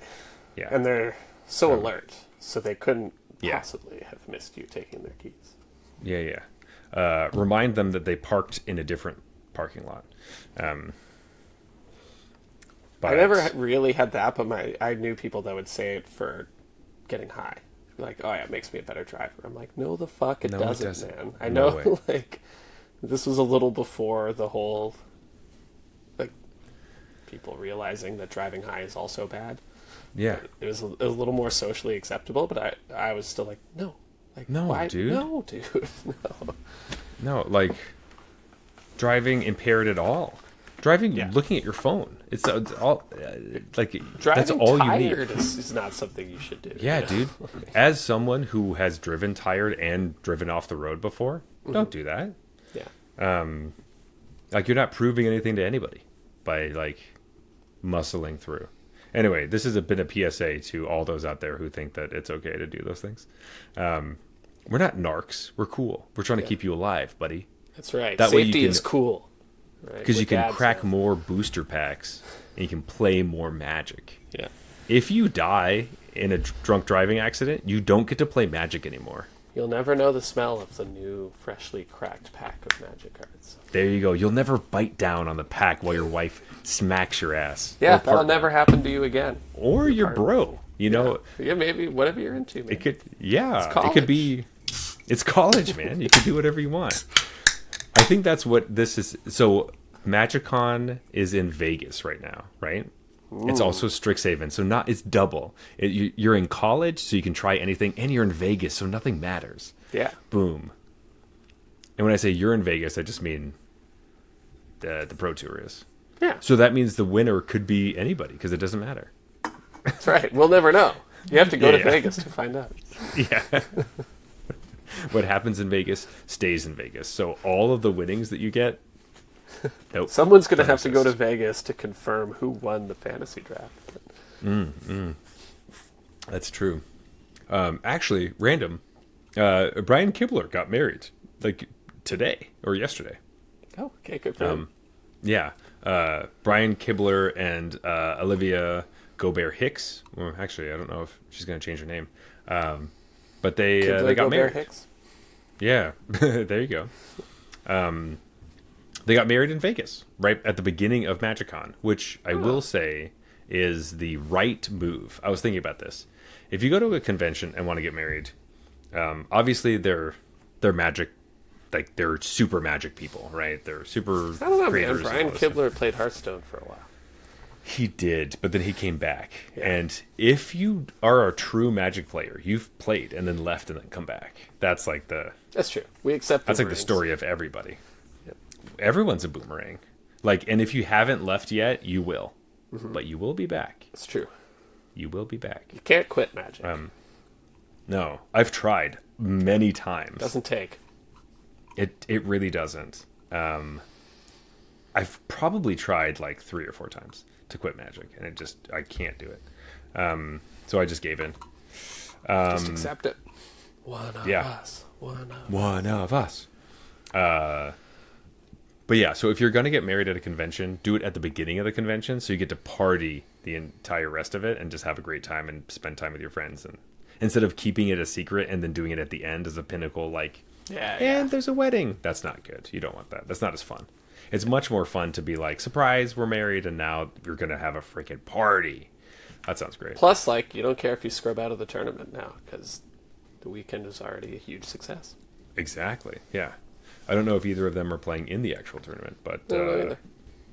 yeah, I don't think so, but still awesome. Yeah. A lot of these people I play against with the sexy Brian Kibler mats are going to be real disappointed. He can still be sexy, Brian Kibler. Just But now their shot, has darkened a little bit. Their chances have gone down. Do you think any of those players were using that playmat because they thought they had a chance with Brian Kibler, or was it just because they wanted to ogle at the male form? I think they always think there's a little chance, You're Yeah. like, if I ran into J-Lo and I wasn't married, be a chance, right? No? No. No. Well, okay. So J-Lo is also a different story because doesn't she just like get engaged and then like break it off with a bunch of people? Like she has like so many engagement rings. Exactly. So I could be one of those mistakes. If you I have a wasn't ring on you at all time. I hear she's also not like the best person, but hey, I didn't know that when I was like 12 or whatever. When you decided I'm going to have a crush on J-Lo for the rest of Forever. my life. Forever. Well, I was like, until she's not hot anymore. So And she just is still hot. Yeah. So it's not my fault. it's modern science that's doing that. No, I guess that's just like, I don't know. I feel like the people that I was interested in back then, I don't continue to have those crushes though. Like not continue. I'm not saying that you have a crush on JLo still. I'm just saying like really. I don't think about that. Like, I think Jessica Alba was like the most exciting one, but it was Yeah, because that she- was a big one for our age group cohort. But a huge part of that was because she was in the Fantastic Four movie, and Fantastic Four was my favorite superheroes. The movies were kind of trash, but I really liked her in it. Also, because classically they have a scene where she's like invisible and then randomly naked somehow. Like she had to be invisible, so she had to take off her clothes or something. And yeah. It's like, Whatever. well, they'd see her clothes if she's invisible. And it's like, is that how it worked Yeah. in the comic books? Like, don't worry about that. I think technically it did work like that in the comic books, Okay. but I mean, it her- does. That is kind of logical. It But is it's also logical. very impractical, and we're talking about like a fantasy world, so we can Yeah. sort of sweep that under the rug, I think. Well, I will say it's not a fantasy world because they are in New York City. But yes, It's an alternate timeline in our Would you world. say Magic is a fantasy world? Yeah. Okay, most of Magic also takes place in New York City. So what are you talking about? Okay, first of all, not most of Magic. 2 sets, now 3 probably sets, are in New York City. It's our most But- visited plane. Soon. How many? It We've been will to have Ravnica been our most so many visited times. plane. Like if you count every Ravnica set, we've been there way more times. Okay, and also Dominaria doesn't count. Dominaria was just like OG Magic, so like there's a bunch of those too. That doesn't count. Yeah. Like. Anyway. Oh, one random thought I had. How happy are we that we're not in the block system anymore as far as Universes Beyond stuff? Ugh. Imagine an entire year of Marvel where you can't escape. It's just like That's oh, true. now we have Marvel superheroes, which is one set that lasts about 2 months. In the old system, it would have been in the fall, Marvel superheroes, and then Marvel villains, and then Marvel war or whatever. And then you have a core set in the summer. And you're just like, well, I guess I'm either doing this or this is my time to take a break from Magic. And that I'll be was back. that's an extreme version, or a very polarizing version of the argument at the time too. People were like, Yes. "Hey, if I'm not connecting with the Odyssey block that much. That's a year of Magic that I just is not really for me or whatever." Yeah, also sucks for you. Odyssey Block was dope as hell. Yeah, I know. I picked one of the worst examples ever, but because who didn't Coming- like Odyssey? Well, to me, Odyssey Block, coming from someone who didn't play Odyssey Block very much and just always looked at the cards and thought they were cool. I'm and in the thought same that boat. I looked back on those. I was like, "These are Yeah. the coolest cards." hell yeah, I want to draft Torment so much. I think that's so interesting. But in reality, it's like if you played Judgment, Torment, Odyssey, it's like, and this was before they did it backwards, right? They just did it forward. So it's like your first pack is Odyssey, Yeah. second pack is Torment. So it's like Odyssey, all the colors are represented. Torment, most of it's black, or cares about black cards. Judgment, most of it's green and white, and cares about green and white cards. And you're like, what the fuck am I supposed to do in this draft? You know what you're supposed to do? Not take blue and red cards in pack one. Yeah, that's what you're supposed to. Or you dive into blue and red because you know everybody else is going to try to hope do the one things. pack is strong enough. Yeah. I'll play 3 colors. I don't know if the mana fixing was very good. I'm pretty sure the uncommon lands from Odyssey are all mono-colored. They're like threshold lands. That's right, they were. Yeah, Oh, God. great, great block. Great block. Yeah. Same thing as I feel about like Onslaught, which to me seems like so sick. But like drafting Onslaught could be I don't know if draft is obviously a thing always kind of, but yeah, but not how much were they optimizing their design for draft versus constructed relative Almost- to today? They are very focused on draft today, which is thank God. And it shows Like, they make good draft formats today. they make really good draft formats. Like The to the point occasional where stinker, of course, but also like the draft format was like a year. It's like you're still opening the same booster pack from September and May. but it would You know. evolve. I appreciated that. It would be like the triple base set draft, and then the format would change, but still be familiar with the next one. Yeah. And then it would, maybe 2 is kind of enough to get that feeling and sort of mitigate the time. But I wouldn't Yeah. hate it if they experimented with doing that one more time. But I know they won't, obviously.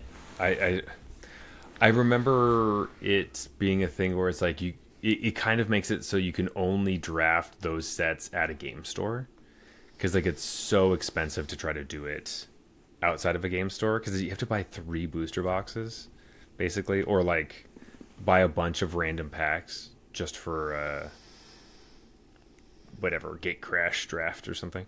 Yeah, I don't think that was as big a deal as people made it out to be. It's just you don't actually save that much money on buying a booster box versus just buying packs. So I guess I just mean when more I did like, it back then, I bought 8 packs of Gate Crash and 16 pack. Like, it just wasn't that big a deal. yeah, I guess it just seems there's something weird. I don't. It's a feeling. It's a vibe. It feels nicer to just grab a box. That's fair. I think it's box is also more than you need for a draft, right? well. There's prize support in the box, I guess, yeah.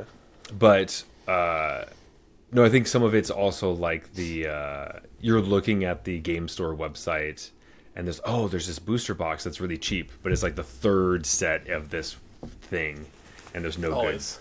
good constructed. Yeah, cards, it's always like friggin' right.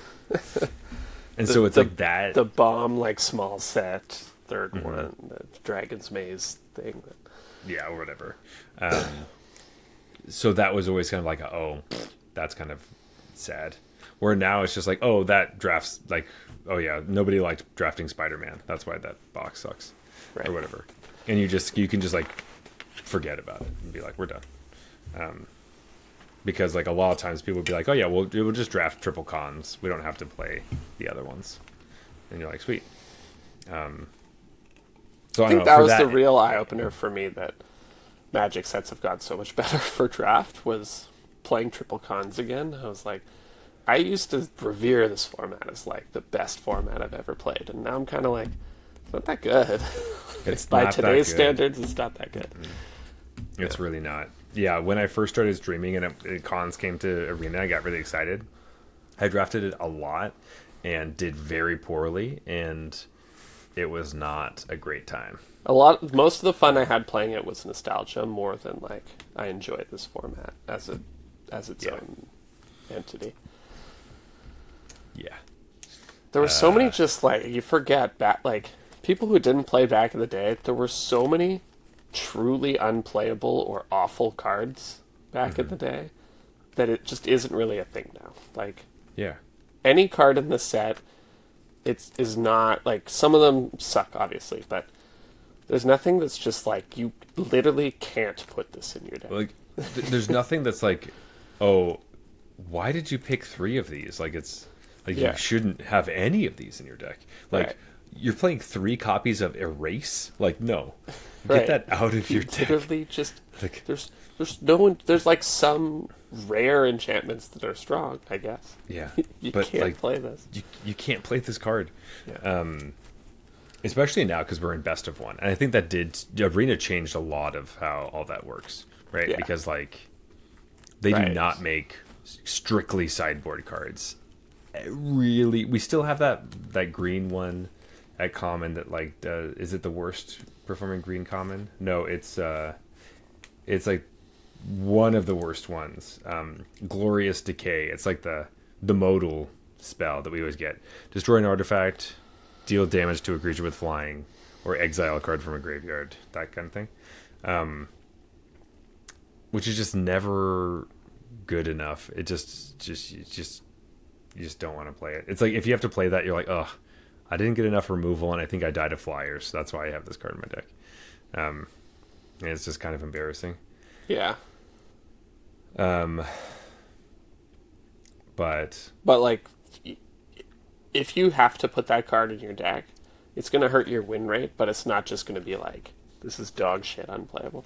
There used to be multiple cards in every color that were just like literal unplayables. well, they would be a third of this card. It would be like Yeah. it only exiles a card from a graveyard and draws a card. And all 3 of for those 2 cards mana. would be like in the set, just Yes. as standalone cards. It's like Just different oh, colors. Just can't play this. Or it'd be like, I remember, I think it was it in Khan's block? I think it was like a red 2/2 for 2 that damaged you when it came into play. It was like it was like a grizzly bears with downside. It was like these are just cards that they used to print. Was that the one that had to attack every turn? Oh, maybe that was the downside. It had to attack or something. But Now I want to know. I think in I Fate kind of know. Reforged, Fate there's a Reforged, they had red something? 2/2. There's a red grizzly bear with a downside, which I know you're like, oh yeah, well, back in the day the curve was different. It's like, no, this This was offensive even then. It's just like, this is, absolute trash. Like, why? Why a grizzly bear with downside? Why? Yeah, especially in a set where, like, the majority of your card... I mean, like, I don't know if the thought process was there's a ton of tutus because morph is the thing. And so they're like, oh, we have to make the grizzly bear is just, like, better than the morph creatures. We have to give it a downside. The card I was thinking of is Valley Dasher, which has a 2 and a 2/2 with haste and attacks each turn of Fable. Okay, that card was decent, actually. Pretty good. Valley Dasher was pretty good. Let me see if I can find it. Hold on. Now I'm just looking up Fate Reforged. But I think it was Fate Reforged, because I have this memory of sitting in a very specific store in Ottawa that I think was... Oh, yes. It's called Smoldering Efreet. It's 1 in red for a 2/2. When it dies, it deals 2 damage to you. Yeah. Come on! Grizzly bears with downside. That's pretty brutal, especially in a morph set. Yikes. That's a real penalty. Did limit it. Come on.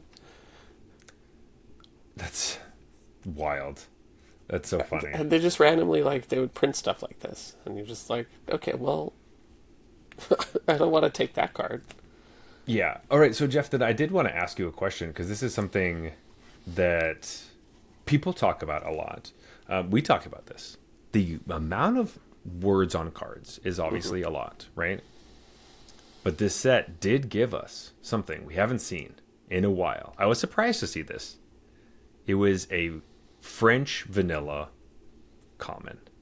Now, if you're not used to the words vanilla and French vanilla, vanilla means there's no abilities on the card. It's just cost and stats. And French vanilla means it only has keywords that we use a lot. Yeah. So the common I'm talking about is Rearing Embermare, which is a red card. It's 4 and a red for a 4/5 with reach and haste. It is the worst performing red common. It's also just horrendous. Like, it's just not good. Like, in general, this is just the 5 mana red creature tends to be trash.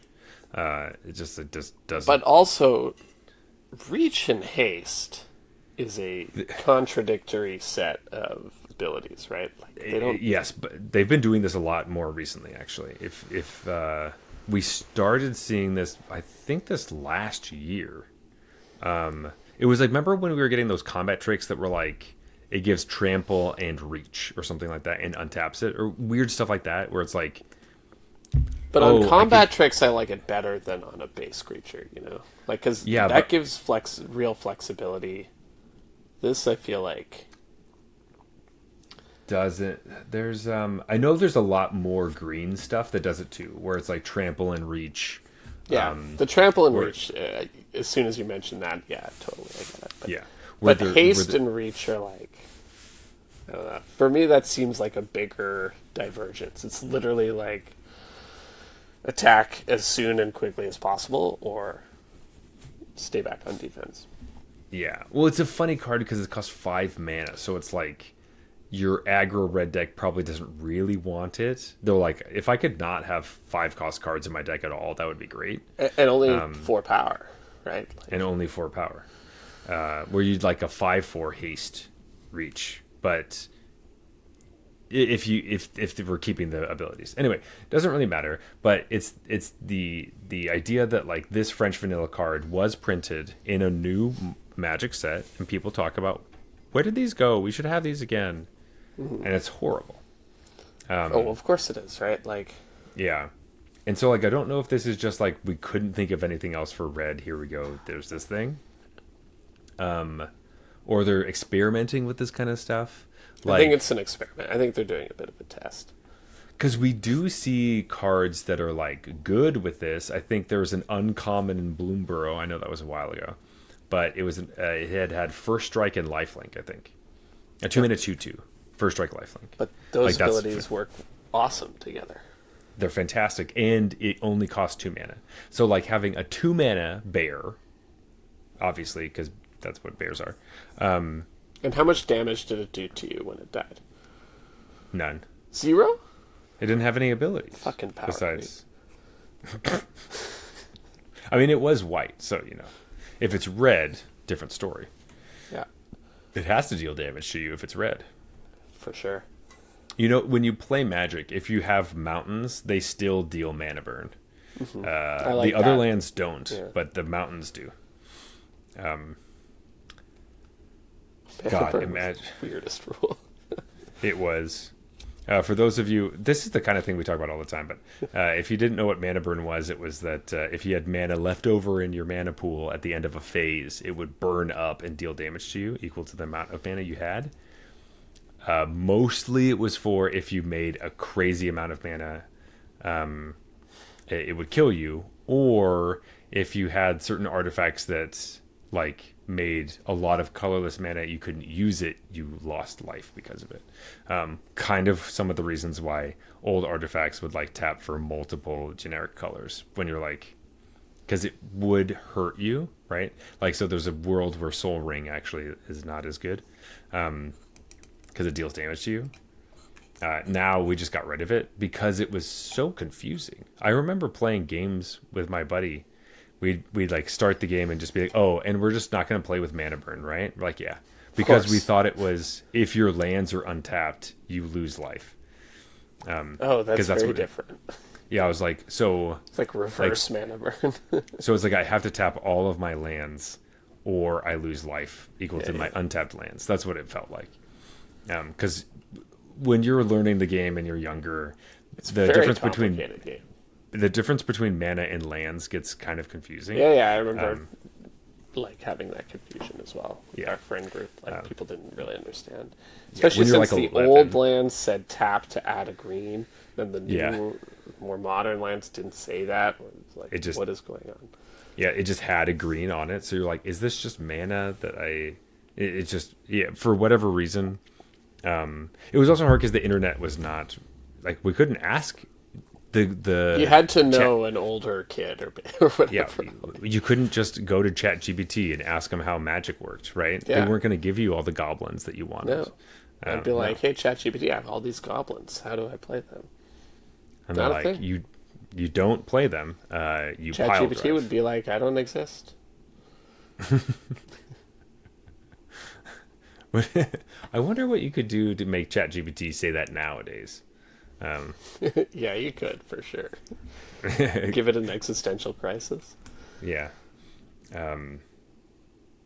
It's doing it to people in the humans, so we might as Here's well an do it back AI to it, tangent. right? Someone recently got AI, like a language model, not a big one, but they got it running on one of those old iMacs that had the big colored background that used to be in all the buddy. schools.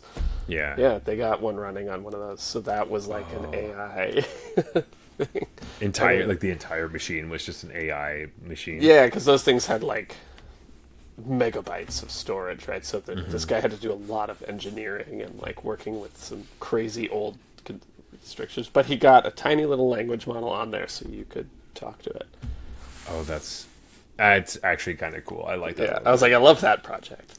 Yes. That's a person who grew up with those in their kindergarten classroom or whatever. It was the idea sparked, and many, many hours of work later managed to succeed. Yeah, we had the purple one in my house, and it was the iconic purple Classic. iMac. Oh. Yeah, because that was when they was it called an iMac at the time? They switched from Macintosh because I remember. I think it wasn't it? Because isn't that before, the first iMac? I think it's the first iMac because before that we had the Macintosh 2, I think. That was just a big white brick thing. Yeah. That's an old. That's going way back. Yeah. So when I talk about my family is in Mac, you guys are Apple. That's what I'm talking about. I'm saying that Mac. I was playing games on the Macintosh 2 in my hallway.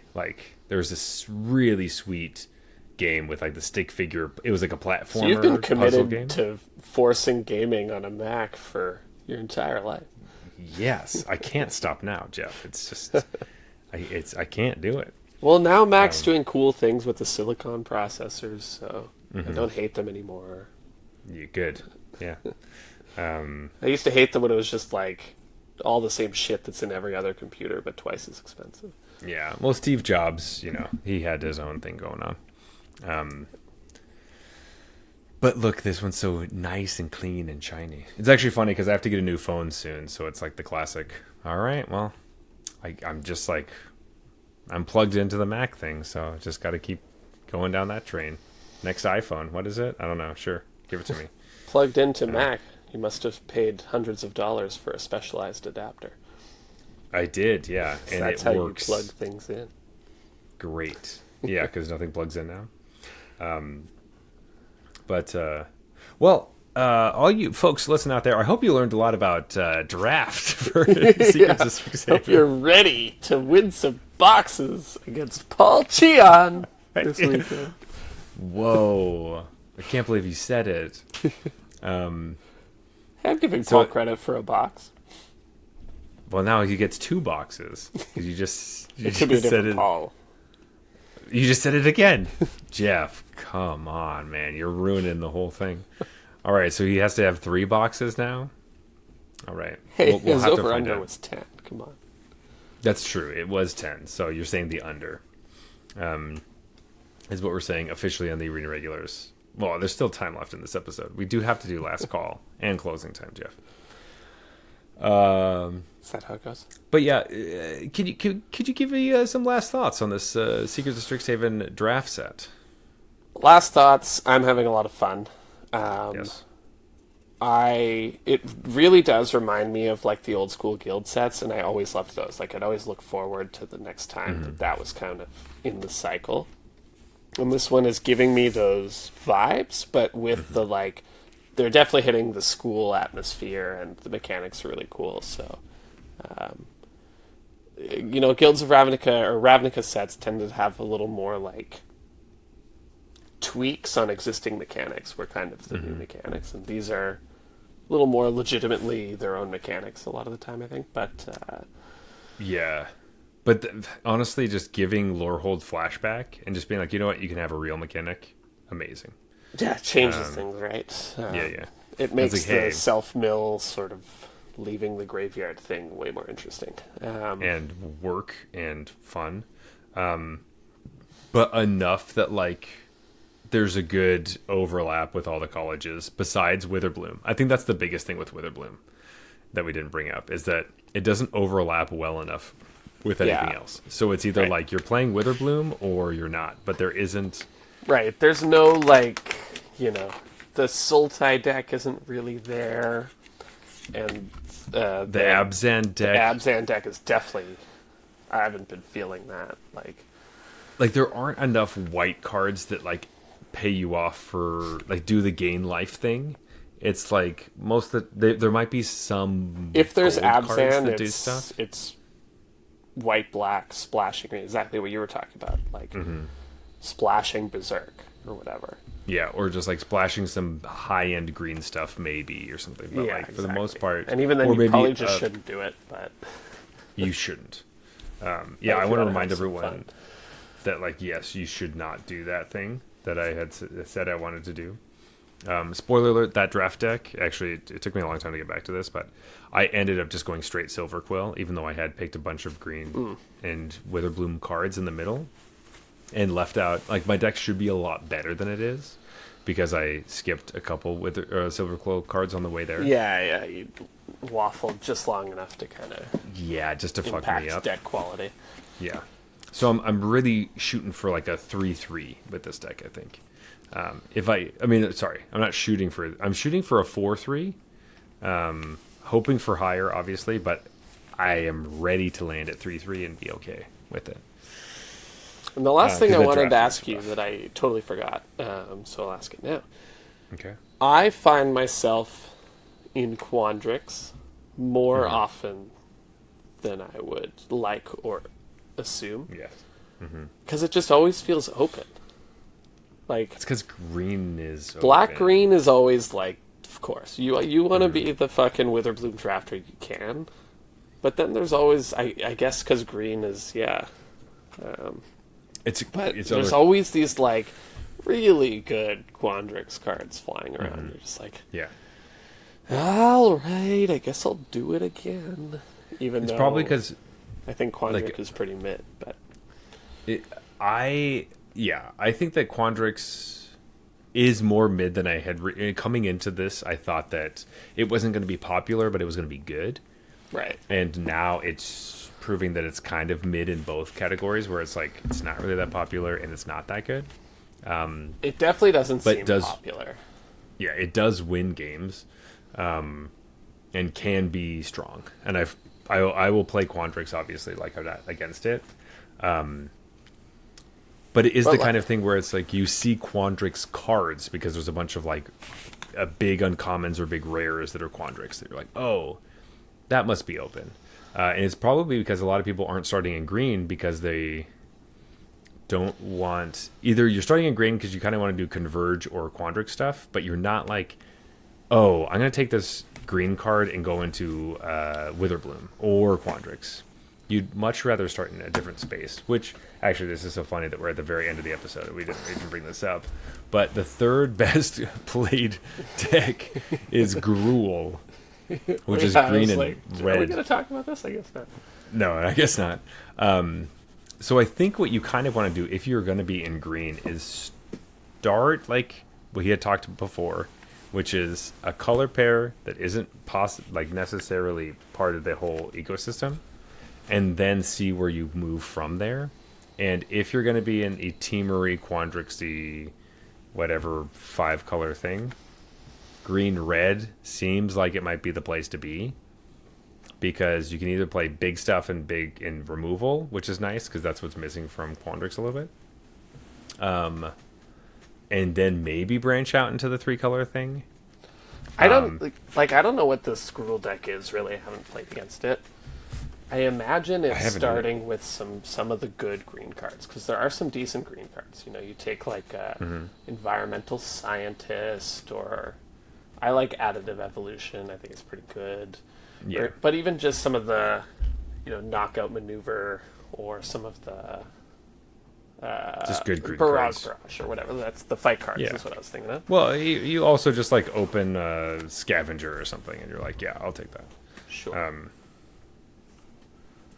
And Ambitious Augmenter. That's the card that I played against once, and I was like, fuck this fucking deck.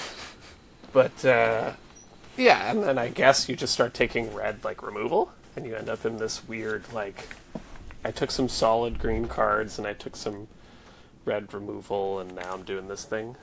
I feel like it's the kind of thing where it's like you're red and green randomly. Or you're trying to be like Prismari, and then the blue cards end up randomly you can't find them, and so you randomly fall into green. Or you had a mix of Teamer stuff, and then you're like, well, I don't have the mana fixing, so let's just go with my best cards, and they end up being green and red. Because you're getting good green cards because nobody wants it for Witherbloom, and then red just happens to be open at whatever table you're sitting at. So I don't know. That's why we didn't talk about it a ton now, because I don't really know what this deck is. I haven't trapped it. Well, I can't. I'm just telling you that it is a thing that's yeah, happening. and the 17 lands data is showing it. But it's worth saying that in these formats, the off-color decks, the sample size is almost always... I'm not looking at that data right now, but it's almost always way, way smaller. It's so small. The supported stuff, so could just be random. Yeah, that also is probably part of it. Yeah, there's only 466 games with Gruul, so right. As opposed to 57,000 in Golgari or Witherbloom. Sorry, 500 versus 57,000. Yeah. Yeah. Okay. So it's several orders of magnitude. So we're talking about one specific drafter that's played a lot, but just likes this one deck. Yeah, one guy just loves Gruul. Yeah. But anyway, well, Jeff, we're kind of planning on talking about the Pro Tour and some other things, but honestly, this was a great episode. I had a great time. I was planning on talking goblins and AI. You definitely did that. I don't know how I could have possibly stopped you. Yeah. You kind of just forced your way in there. let's talk about Last Call, and let's rate this beer. Goblin Sauce.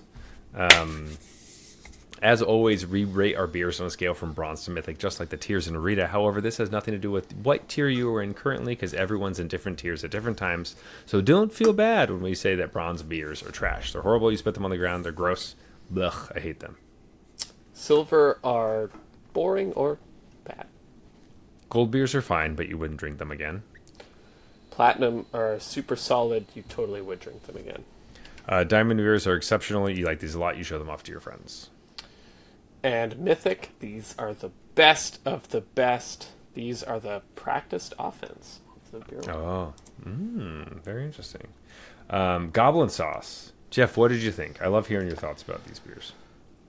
Okay, so once upon a time, around the time we started the show, I had the opinion that I held fairly firmly that often the double IPA version of an IPA was better, and like in terms of taste, and tasted less like alcohol, because the even though there's more alcohol in it, it just is a better balance. Or not tastes less like alcohol, but it masked it a little better. Because in the lower ABV IPAs, it's always just like hops on hops on hops, and that is what you associate with that kind of like beery taste. Yeah.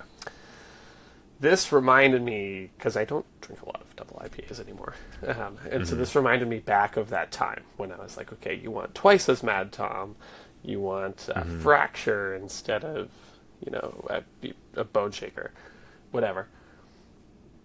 It brought back all those flavor like memories to me, but boy, could I taste the alcohol in this! Like that old thing of like you won't even taste the alcohol in the double IPA. It's just that smooth. Like I don't know if this beer is different. Probably not. Or if I've changed. No, you have changed, because this tastes like what it would have. It tastes like those beers, right? Like it brings me back, and I loved those beers, and I enjoyed this. But I was like, I could definitely taste the alcohol. I don't know what 20-year-old me was talking about.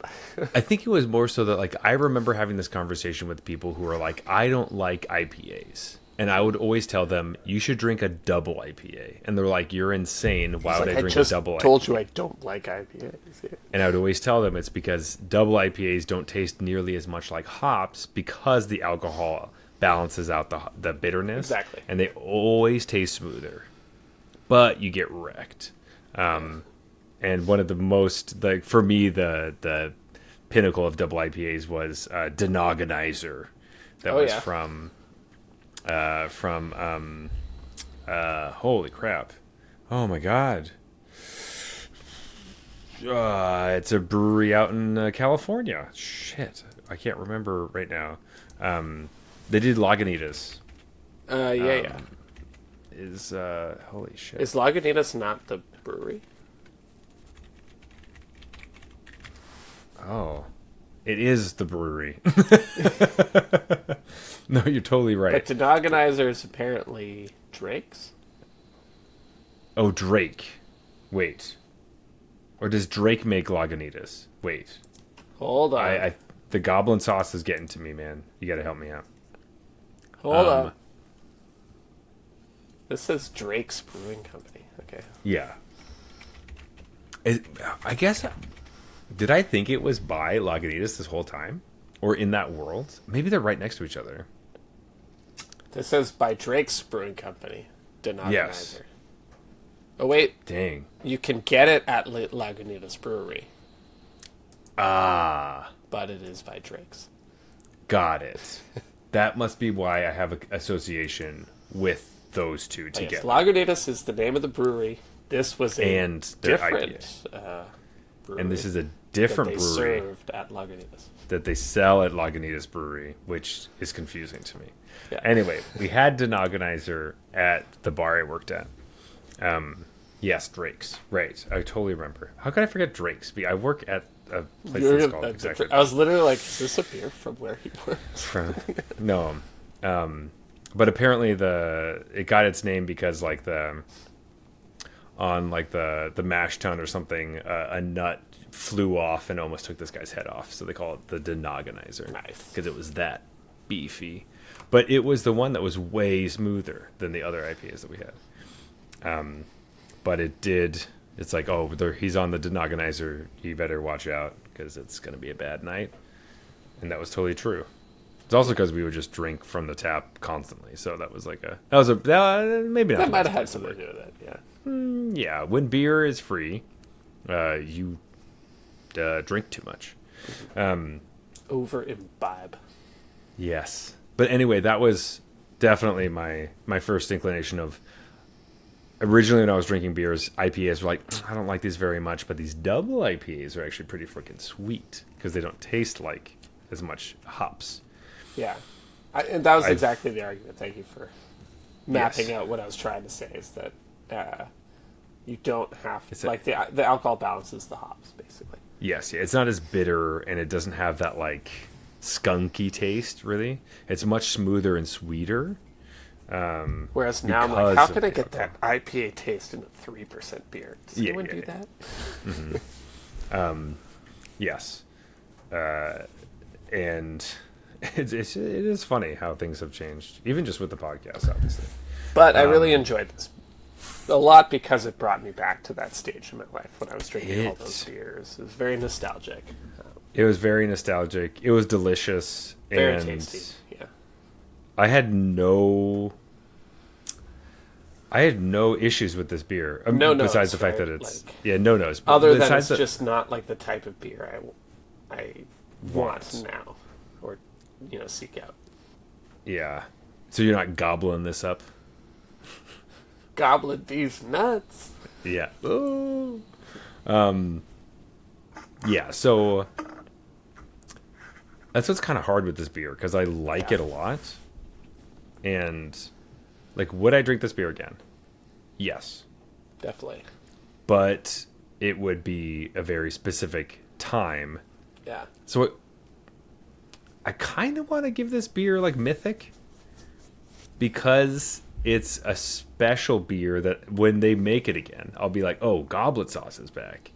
But I have to save it for a special occasion because it's a special beer. I was literally about to say the same thing. I'm like, I'm going to ask Zach to pick up Goblin Sauce next time, and it's going to stay in my fridge forever.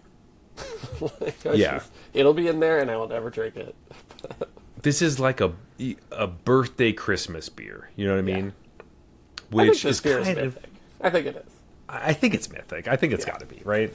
Like... And a lot of that is just because this is exactly the style I used to love, and they fucking nailed that. They totally nailed it. I think it's so tasty. There's nothing throwing me off at all. I'm not getting any dirty socks or nothing nasty. It just felt like it was the sauce. It was good. And because Bellwoods makes a lot of IPAs, I've tasted a bunch of them, and I don't love all of them. Like, some of them are not great. This is super, like, I don't know. I know you've told me that they've kind of veered away from that, but when I first moved to Toronto, they were very, like, we do weird stuff. We're always funky. Mm-hmm. There's always a little bit of kick here and there. And that's what I liked most about them, to be honest. But when they did normal stuff, I was always like, yeah, it's fine. Like, it's obviously a well-made beer. You guys know what you're doing and all that. But what I think of you as is the funky stuff. And this is like them just doing a double IPA and fucking nailing it. Yes. And I think they are growing up with us. They are, and that's what, we have a couple more Bellwoods beers coming up on the podcast that I am interested to hear. I've tasted both of them. Okay. So I'm interested to hear what you think about those ones. But this one was new to you tonight? This was new to me today because obviously it was for a special occasion. Which is kind of like a Mythic thing too. It's like, I got the Imperial Stout for Christmas. Like, we can split the bottle. It definitely stuff feels like that kind of beer. Yeah, where it's like, oh, we're gonna get like, instead of being like, oh, we're gonna go out and drink Goblin Sauce and get fucking wrecked and be goblins. This is like, we're gonna have this. Like, I would have it's this. Like, I don't want to have a beer before this because I want to enjoy it. Because I know I'm gonna enjoy the Goblin Sauce, and then like I can. Also, it's definitely in the world of like I could drink this and be happy I had one beer. Yeah, and just it's have like, one, and there we go. That was nice. that was great. And that was my beer, and we're good. Which maybe I have to start thinking about if I, you know, move out of the space a little bit. Like, okay, I just have to enjoy this one a lot and know which, like, you just don't want to waste it. It's kind of like, So I love those big, like, saison bottles that make... Because the wine culture is a little more in that realm of, like, you just have one nice glass or whatever. Bottle of wine. You're good. yeah, or you like share a bottle with Share one bottle. somebody with else. Your Yeah. partner or with somebody or whatever. Yeah, it was like wild. I remember watching a video of this guy basically talking about how people that drink beer out of the bottle are alcoholics because people who drink wine like don't drink it out of a bottle.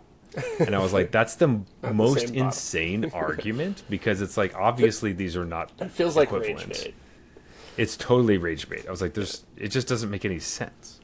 I was like, if they made wine in bottles that were personal sized, people would drink it out of a bottle. But because obviously it's way too much to drink out of the bottle, you're not going to drink it out of the bottle. Like that's like 5 I've servings. Definitely I've seen people slap bags of wine. Yeah. But it's like you got to be kidding me. Like this is ridiculous. Like and I a just remember 5-liter bag over their face. They're like keg standing wine. Yeah.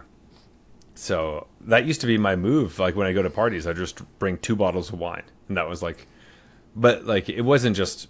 I wouldn't just drink them by myself. The purpose was that I could share it with people, course, and then you yeah. could trade and barter and stuff. And you could, so I explain could- which BDSM act this wine tasted like. Exactly, and then everybody was interested in jumping my bones. That was Yeah. like, yeah, Never they called failed. me the bone shaker. Oh boy. Yeah, yikes, that's rough. So mythic for goblins. Yeah. Yeah, it's been a while since we have a mythic, so I'm really happy about this. I wasn't expecting this at all. I took like so- my first sip. I was like, "Ooh, boy, we're in like diamond territory for sure." But is this a mythic? And I then wasn't kept even drinking thinking it, about and it. Got better. Most of the episode, I wasn't thinking about it. I just remember taking the first step and being like, "Oh, this is special." I was like, "This Yeah. is exciting," and then just I still have the tiniest little bit left, just for right now, actually. Genius. Fuck. Wish I'd done that. That's what you want. Strangely, a mythic double IPA that is a really good starter IPA as well. If you have somebody in your life who isn't really on the beer train yet and is maybe, I guess, drinking age, so 19 in Canada, or at least in Ontario, Yeah. you could probably get them on the goblin sauce and you will hook them. You'll hook them for life. Maybe that's why they do it, because all of us are goblins, and they're just trying to get more goblins to come start buying beer. You know what? Maybe ChatGPT drank one of these, and that's why it loved goblins so much. It's got to be. It absolutely has to be the reason. Mythic for goblin sauce. Fuck. That was way better than I thought it was. I literally bought it because it said goblin, and that was it. I was kind of expecting this to be like, oh, this reminds me of the beers I used to drink. Platinum. You know? That's kind of my expectation coming in, because I know they make good beers. They're not going to make like a bronze beer for me. But no, it's like, this is the beer. This is I wish I had this beer when I was drinking beers back then. Exactly. That 'Cause this is what I thought. That's a great way to put it. It was like, man, I used to be drinking fucking Fracture, and this could have existed, but didn't. God damn it. Yeah. Great stuff. Anyway, Jeff, let's close things out. It's closing time. It's late. do it. We've been talking. It's been great. We've gone on so many tangents. If you want to talk about the amount of tangents that we have gone on tonight, and you want to count how many times we said Paul Cheon on this episode, please tell us at Arena Regulars on Instagram and Blue Sky. You can also message us at paulcheon@arenaregulars.com. That's our official email. You may also find us on Arena itself under the username Arena Regulars Podcast. Oh, you can find me at @theregular_Zach. I'm on Instagram and TikTok, YouTube, and all the different places. But Jeff, where can they find you? best place is our Discord channel if you want to come chat about Standard. You want to come chat about the Pro Tour, get your picks in. That's where, I guess it's a little late now, but you can still come make your picks if you're doing them in earnest, not looking at the and just follow along. Why would you do? Why would you cheat? Because they're after the grand prize, Zach. You can't win the grand prize if you're late, but you can still come play. But mostly we talk about AI and Paul Cheon, and if you're into those things, the Discord channel is the place to do that. The link is in the show notes. I really want to just go into the Discord. Is Paul Cheon AI, for example? Just make an entire Hotly thread that's debated. just Paul Cheon. We have a whole channel Yeah, dedicated to whether or not Paul Cheon is AI. Not even just Paul Cheon. Oh, just we everything. just have a Paul Cheon channel. Yeah. Yeah, that's it. It's just a Paul Cheon channel. God, that would be so funny. God, I really want to do that now. Yeah. So stupid. We'll see if it's still a good idea in the morning. It's definitely not. I know it's not a good idea now. But if I don't make it now, we won't have Then it. it's not happening. And if we don't have it, what are we doing? Yeah. What are we doing here? We really cranked up the Paul Cheon count, though, right at the end. We really did. I have no idea how many times we said Paul Cheon. It's more than the over now. We're over. We're Just over wait. 10 He's gonna get like 50 boxes.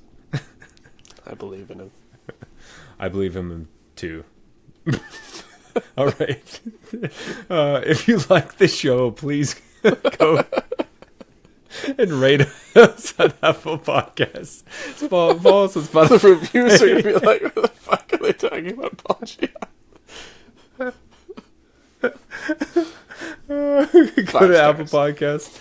Give us a 5-star review. It'd be really great. We'd appreciate it. It'd be really nice. But honestly, we just like to hear what you think about the show because it means a lot to us. Oh, God. Anyway, Jeff, this has been the Arena Regulars podcast. Reminding you, Paul Cheon. Good night.